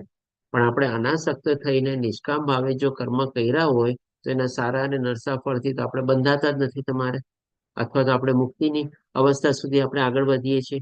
તો એ ભગવાન કહે છે કે મુક્તિની સર્વોચ્ચ સિદ્ધ અવસ્થા પ્રાપ્ત કરે છે, એટલે કે ભાઈ ભગવાનના ધામમાં આપણે એલિજિબલ કેન્ડિડેટ આપણે બની શકીએ છીએ. હવે પછી ભગવાન આપણને 50મા શ્લોકમાં બતાવે છે કે હે કુંતી પુત્ર, જે મનુષ્ય આ પૂર્ણતા પામ્યો છે. આ પૂર્ણતા એટલે શું? આત્મસંયમી, નિષ્કામ ભાવે કર્મ કરવાનું, ભૌતિક દુનિયા ભોગવવાની આપણે વૃત્તિ છોડી દેવાની, સ્વામિત્વ ભાવ છોડી દેવાનો, તમારે કર્તા ભાવ છોડી દેવાનો. તો આ જ પૂર્ણતા થઈ ગઈ આપણે. અને આવી રીતે જો આપણે જીવન જીવતા હોઈએ તો હવે કે છે તે હવે સર્વોચ્ચ સિદ્ધ સ્વરૂપ સ્થાન, સર્વોચ્ચ જ્ઞાનના સ્વ સ્વરૂપ આ બ્રહ્મને કેવી રીતે પામી શકે છે એની પદ્ધતિ હવે હું સંક્ષેપમાં વર્ણવીશ, તે તું મારી પાસેથી જાણ. એટલે કે પહેલા તો આપણે આવી અવસ્થા કેળવવાના માટે અથવા તો આવી અવસ્થા સુધી પહોંચવા માટે આપણે પ્રયાસ કરવાના છે, જે ભગવાને આપણને બતાવ્યું. ફરીથી રિપીટ કરું છું, વધારે ને વધારે આધ્યાત્મિક અને આત્મજ્ઞાન મેળવીને આત્મસંયમી થવાનું, ભગવાનને સાથે રાખીને જોડીને આપણે ચાલવાનું, બધા કાર્યમાં નિષ્કામ ભાવે કર્મ કરવાના, ભૌતિક ભોગો પ્રત્યે આપણે ન તો આપણે એને ભોગવૃત્તિ રાખવાની અથવા ન એના પ્રત્યે સ્વામિત્વ ભાવ રાખવાનો, ન આપણે કર્તા ભાવ રાખવાનો. જો આવી રીતે આપણે આપણું જીવન જીવતા હોઈએ તો આપણે એ હાઈએસ્ટ લેવલ સુધી આપણે પહોંચ્યા કહેવાય. અને ત્યારે જ્યાં પહોંચીએ ત્યારે પછી છે ને ભગવાન આપણને બોર્ડિંગ પાસ આપે છે. આજે જેમ કે આપણે મેં તમને ખ્યાલ હોય તો પહેલે દિવસે કીધું હતું કે આ અધ્યાયમાં ભગવાન આપણને પોતાના ધામ સુધી યાત્રા કરાવશે. કર્મયોગ બતાવીને ભગવાને આપણને રનવે ઉપર દોડાવી દીધા. આપણે ફ્લાઇટ હવે અત્યારે ટેક ઓફ થઈ ગયું છે તમારે.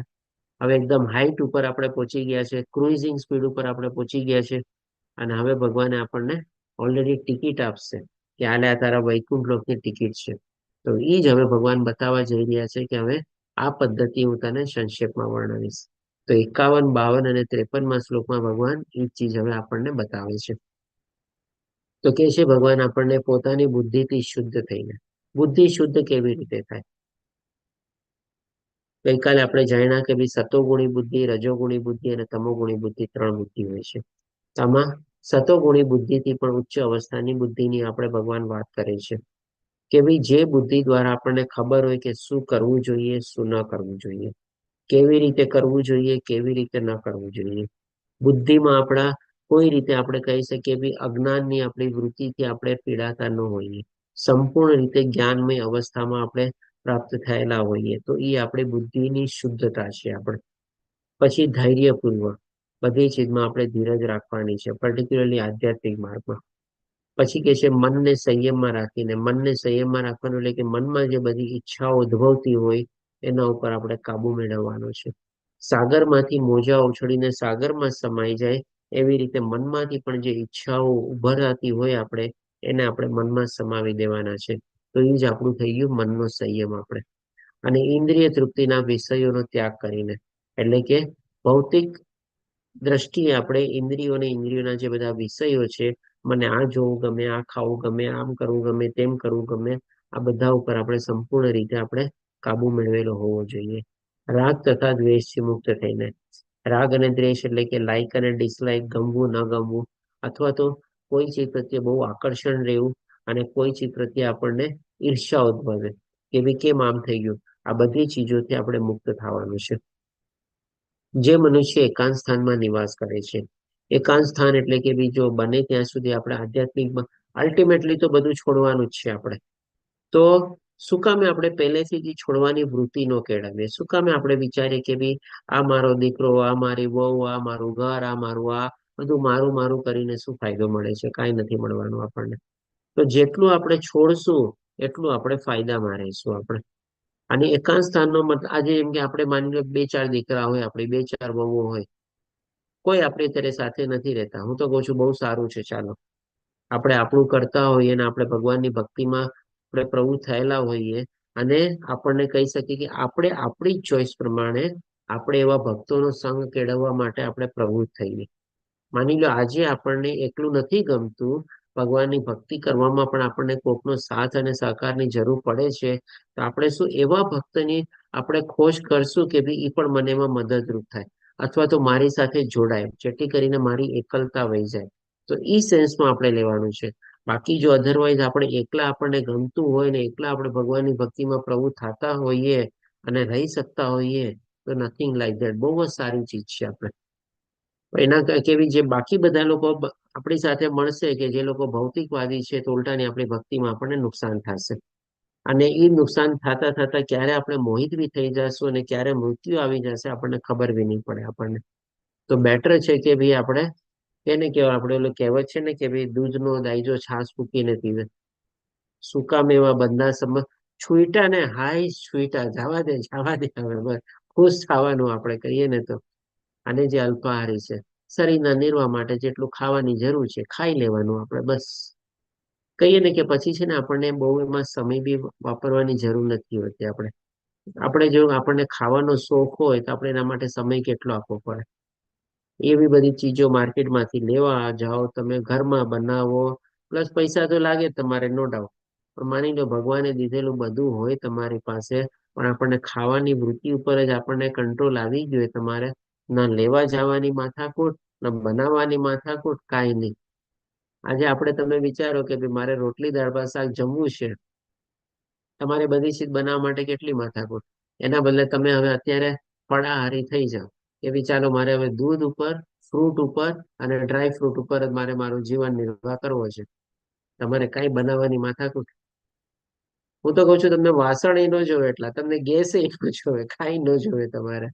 એટલે કે જે અલ્પાહારી છે બંને એટલું ઓછું ખાવાનું. અને અમુક ઉંમર પછી છે ને આ ઓછું ખાઈએ ને આપણા ફાયદાકારક છે.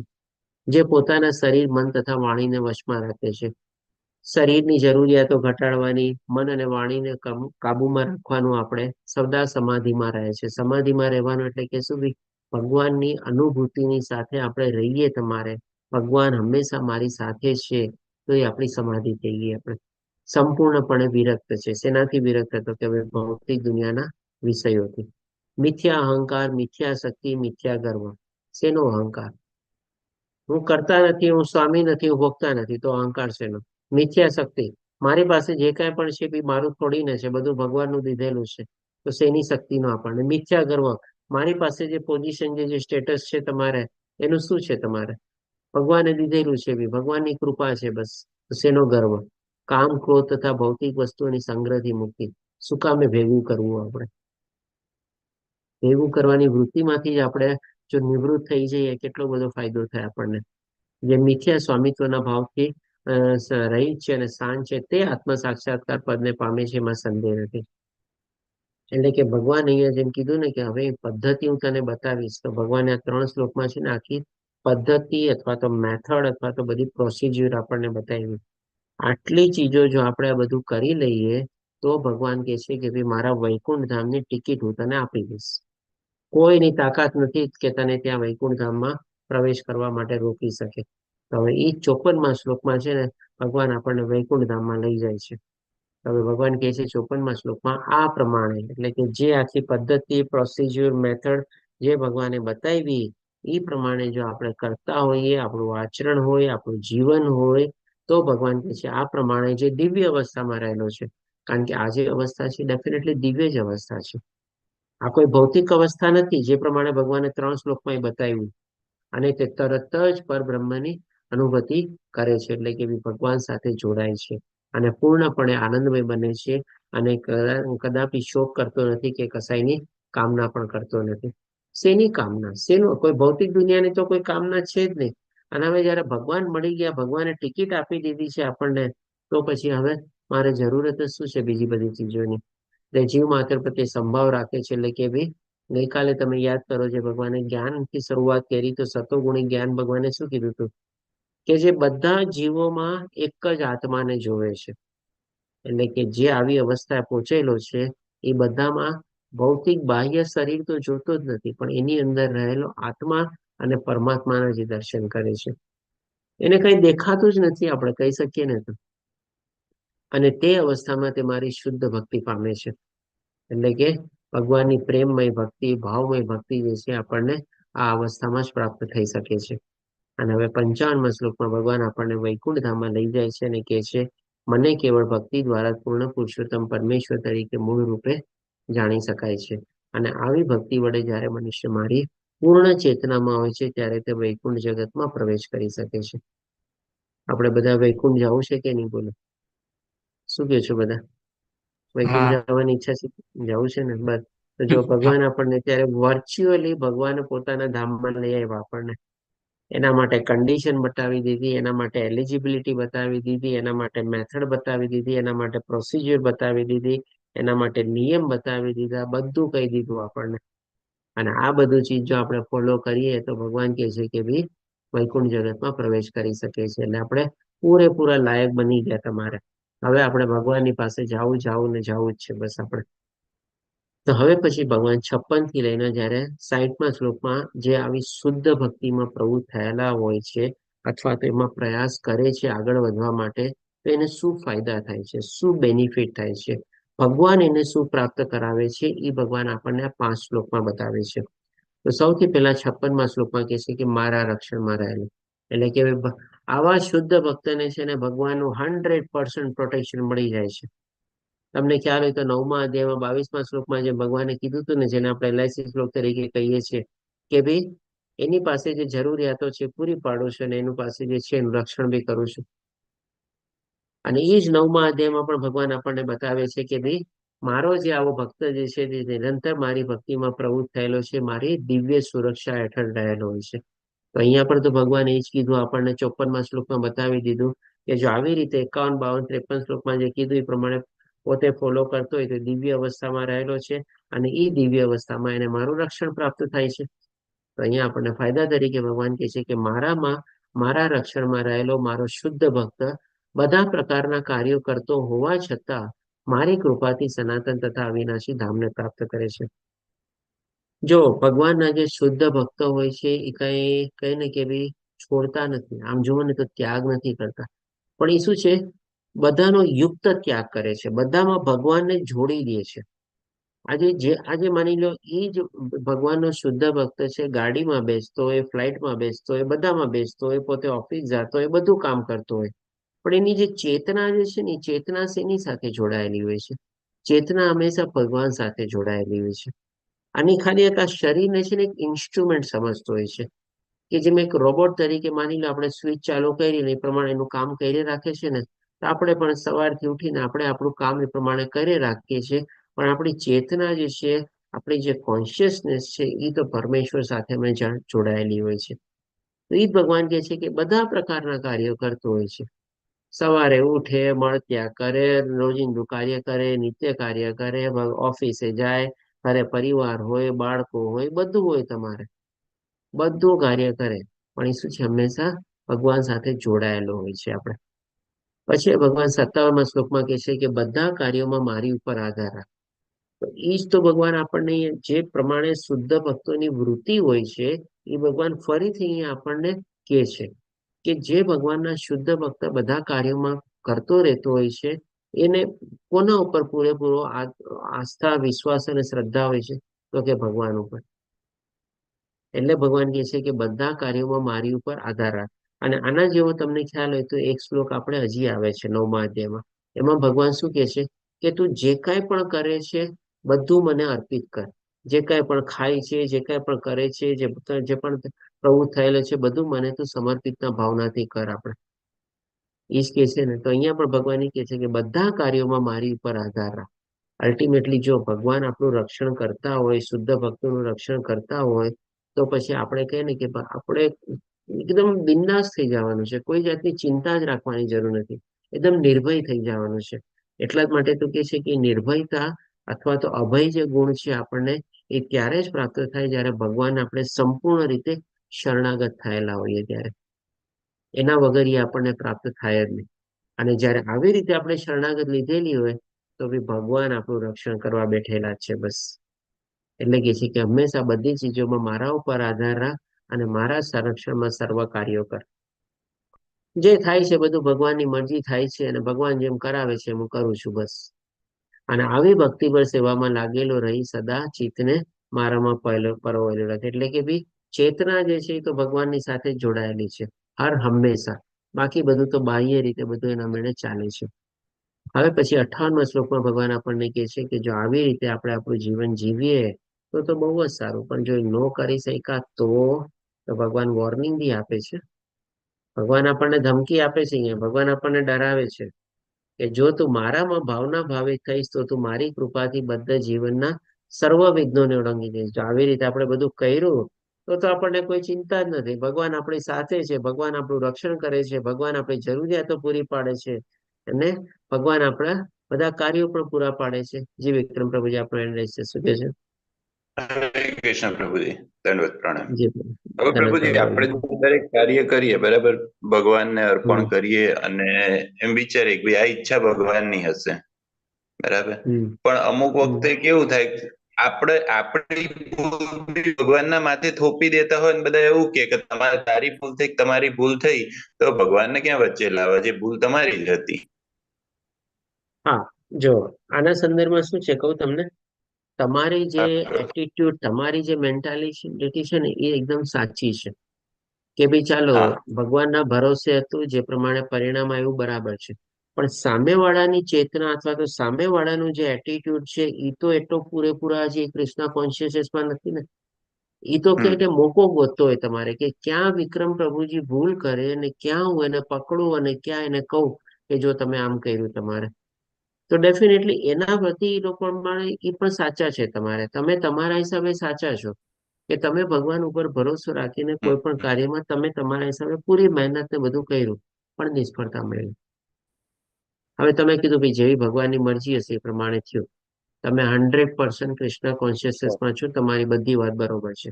પણ સામેવાળો વ્યક્તિ તમને આવીને કહેવાનો છે જે પ્રમાણે તમે કીધું, તો તમારે ત્યારે શું કરવાનું છે? તમારે એની પણ ભાવના અથવા તો ભાઈ તારી વાત સાચી છે કે ભાઈ જો જે પ્રમાણે થવું હતું એ તો થઈ ગયું, મેં મારા પ્રયાસો બધા કર્યા, જે પરિણામ આવ્યું એ પણ આ પ્રમાણે છે. હવે તારા બરાબર. કેવા પ્રમાણે કે ભાઈ હું અત્યારે ભગવાન ઉપર ઢોળી દઉં છું અને તું કહેશ કે ભાઈ હું જવાબદાર છું, તો ચાલ હું મારી ભૂલ સ્વીકારું છું.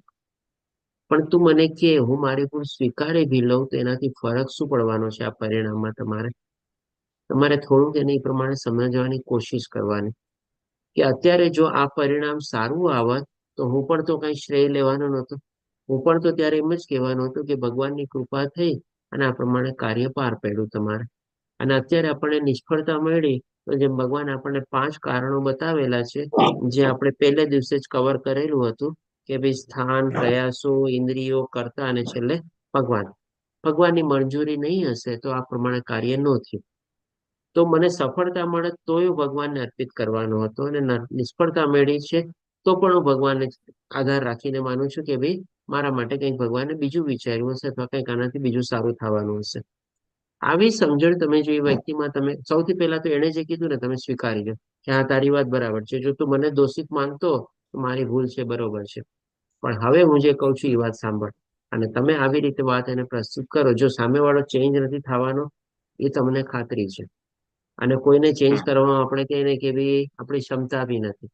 પણ તમે તમારું મંતવ્ય બરાબર. અથવા તો તમે તમારું જે કહેવાનું હતું તમે એની સામે મૂકી દીધું. તમે છૂટા થઈ ગયા ને, તમે બંધાણા નહીં કઈ રીતે. તમારો ભગવાન ઉપર ભરોસો પણ છે ને ક્યાંય ડગમગાણો નહીં તમારે. અને સામેવાળા વ્યક્તિને તમારે જે મેસેજ દેવાનો તો તમે એને મેસેજ આપી દીધો. હવે એને બદલાવો બરાબર એ ના બદલાવો એના ઉપર તમારે. શું કહે છો પ્રભુજી, એટલે બરાબર આ છે? તો શું, અમુક વસ્તુમાં કેવું હોય પ્રભુજી કે આપણને બી ખબર પડી ગઈ હોય કે ભાઈ કદાચ ચલો મારી જ ભૂલ છે, મારી ભૂલના હમ લીધે જ આવું થયું હોઈ શકે, બરાબર. આપણને અંદર હમ ખબર ગિલ્ટી બી ફીલ થઈ જાય કે ભાઈ ખરેખર આ વસ્તુ છે. પણ એને હમ કોરિલેટ કરીને આગળ કોઈ પણ વસ્તુ થાય ને તો આવો હા આવો આપણા ઉપર બી આરોપ, જે આપણે કહીએ કે નહીં બધું ભગવાનના હમ ભરોસે છોડી દેવાનું, આપણે કશું નહીં કરવાનું એમ, બરાબર. બરાબર. હા જો ડેફિનેટલી આપણે શું છે, આપણે પ્રયાસો પૂરેપૂરા કરવાના, ઇવન આગળ તકેદારી બી રાખવાની કે એ ભૂલ આપણે ફરીથી ન કરીએ. બરાબર પ્રભુજી. બસ. અને તમારી આજુબાજુમાં પણ જેવા માણસો હોય ને એના સંદર્ભમાં પણ તમે છે ને ક્યારેક એવી પરિસ્થિતિ અથવા સંજોગો સર્જાય ને તો ત્યારે પણ છે ને તમારે કહી દેવાનું કે ભાઈ જો ગયા વખતે આવી રીતે આમ થયું તું, મારી ભૂલ હતી, આ વખતે મેં પૂરી તકેદારી રાખી છે, કાળજી રાખી છે કે ભૂલ ન થાય. તેમ છતાં પણ જો કઈ થઈ જશે તો એ મારા હાથમાં નથી. તમે આવું પણ બરાબર. કહી શકો તમારે. તો ઓકે, બરાબર છે. સરસ પ્રભુજી, હરે પ્રશ્ન સારો હતો તમારે. હરે તો કૃષ્ણ. અહીંયા ભગવાન આપણને એ જ કહે છે કે ભાઈ જો આ રીતે આપણે આપણું જીવન જીવા તો ભગવાન આપણને બધા વિઘ્નોમાંથી ઓળંગીને આપણો પાર કરશે અને આપણને ભગવાન એના ધામમાં લઈ જશે. પણ જો આવી રીતે જીવન ન જીવા તો ભગવાન કહે છે કે પરંતુ જો મિથ્યા અહંકાર વશ થઈને તું આવી ચેતના અથવા ભાવનામાં કાર્ય કરીશ નહીં. મેં કર્યું, મારા થકી થયું, મારા કારણે થયું, મારા વગર થાત જ નહીં, આવો અહંકાર કે કાંઈ પણ આપણે કેળવીને કરશું તો ભગવાન કહે છે અને મારી વાત સાંભળીશ નહીં તો તું નષ્ટ થઈ જઈશ. તમે જોજો ઘણી વાર છે ને, જેમ અત્યારે પ્રભુજીએ કીધું ને, વિક્રમ પ્રભુજી, ઘણા માણસોને છે ને આવો એવું પણ હોય છે તમારે. આ તો એમણે ભૂલના સંદર્ભમાં કીધું અને એ રીતે આપણે પ્રશ્ન એ રીતે લીધો તમારે. પણ ઘણા વ્યક્તિ લોકોને શું હોય છે, બહુ મહેનત કરે, તનતોડ મહેનત કરે, એક્સ્ટ્રા એફર્ટ આપે, બધું કાર્ય પૂરું કરે તમારે, પણ તેમ છતાં પણ નિષ્ફળતા મળે ને, પોતાની નિષ્ફળતા ક્યારે સ્વીકારે નહીં તમારે. ઉલટાનું એમાં પણ છે ને પાછો પોતાનો અહંકાર કેળવે. મેં તો કરવામાં કાંઈ બાકી નહોતું રાખ્યું, બધી મહેનત કર્યું, ઉલટાનું કમ્પેર કરીને કે જો ઓલા એ વખતે આટલું કર્યું એની બદલે મેં આટલું કર્યું, પણ હવે શું એડ કરે ખબર છે, આ ચીજ થઈ ને, ઓલાએ આમ કર્યું ને એટલે આમ થયું, આએ આમ ન કર્યું હોત ને તો આમ ન થાત તમારે. પોતાનો દોષ ક્યારેય કતે માને નહીં. ભગવાનની તો વાત જ ભૂલી જાઓ તમારે.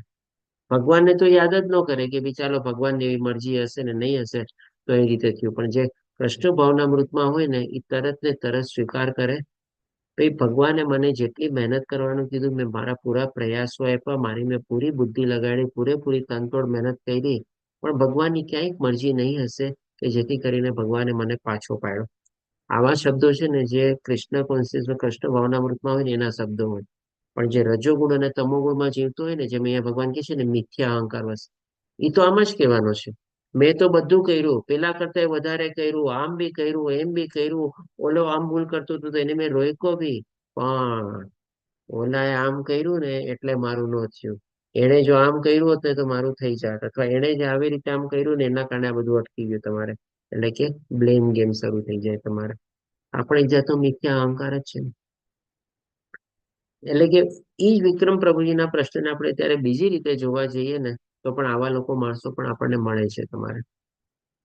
હવે પછી ભગવાન આપણને 59મા શ્લોકમાં કહે છે કે જો તું મારા આદેશ અનુસાર કર્મ નહીં કરે અને લડીશ નહીં તો તું ગેરમાર્ગે દોરવાઈશ અને પોતાના સ્વભાવે કરીને તારે યુદ્ધમાં જોડાવવું પડશે. એટલે કે આ અર્જુનને કહે છે, પણ અર્જુનના દ્વારા આપણને કહે છે. હવે આમાં આપણે શું સંદેશ છે, આપણે જો ગુહ્ય મિનિંગ તરીકે જોઈએ ને તો ભગવાને આપણને બતાવી દીધું કે કેવી રીતે આપણે કર્મ કરવાના છે. અને હવે જે અહીંયા ભગવાન કહે છે ને કે લડીશ નહીં, લડીશ નહીં નો મતલબ શું છે કે ભાઈ જો આ બધી ચીજ આ અવસ્થા પ્રાપ્ત કરવી બહુ ડિફિકલ્ટ છે. આપણે પણ અત્યારે કળિયુગમાં ત્રિગુણી માયાના પ્રભાવ હેઠળ જ છીએ. તો આપણી અત્યારે આ લડત કોની સામે છે? અર્જુનના જેવી લડત આપણી પાસે અત્યારે નથી કે યુદ્ધના મેદાનમાં હોય ને આપણે શસ્ત્રો લઈને બધાની સામે લડવાનું છે ને બધું કરવાનું છે.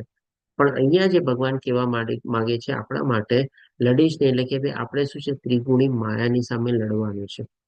ભગવાને આપણને જે પ્રમાણે આદેશ આપ્યો, ભગવાને આપણને જે પદ્ધતિ સૂચવી, ભગવાને જે પ્રમાણે મેથડ બતાવી, ભગવાને જે બધા રૂલ્સ બતાવ્યા, એ બધું ચીજ ભગવાનનું આપણે જો આપણે પાલન કરવા માટે પણ છે ને ત્રિગુણી માયાની સામે આપણે લડવાનું રહેશે. અને એ લડત આપણે કાયમ રાખવી પડશે. આપણે તમોગુણને પરાસ્ત કરવા જ પડશે, રજોગુણને આપણે ઓછા કરવા જ પડશે, અને સતોગુણનો માત્રા વધારવો જ પડશે આપણે. તો એ જે લડત છે ને એ લડત આપણે હંમેશા અર્જુનની માફક પણ આપણે લડવી જ પડશે, લડવી જ પડશે આપણે. તો ભગવાન કહે છે કે તો તું ગેરમાર્ગે દોરવાઈશ.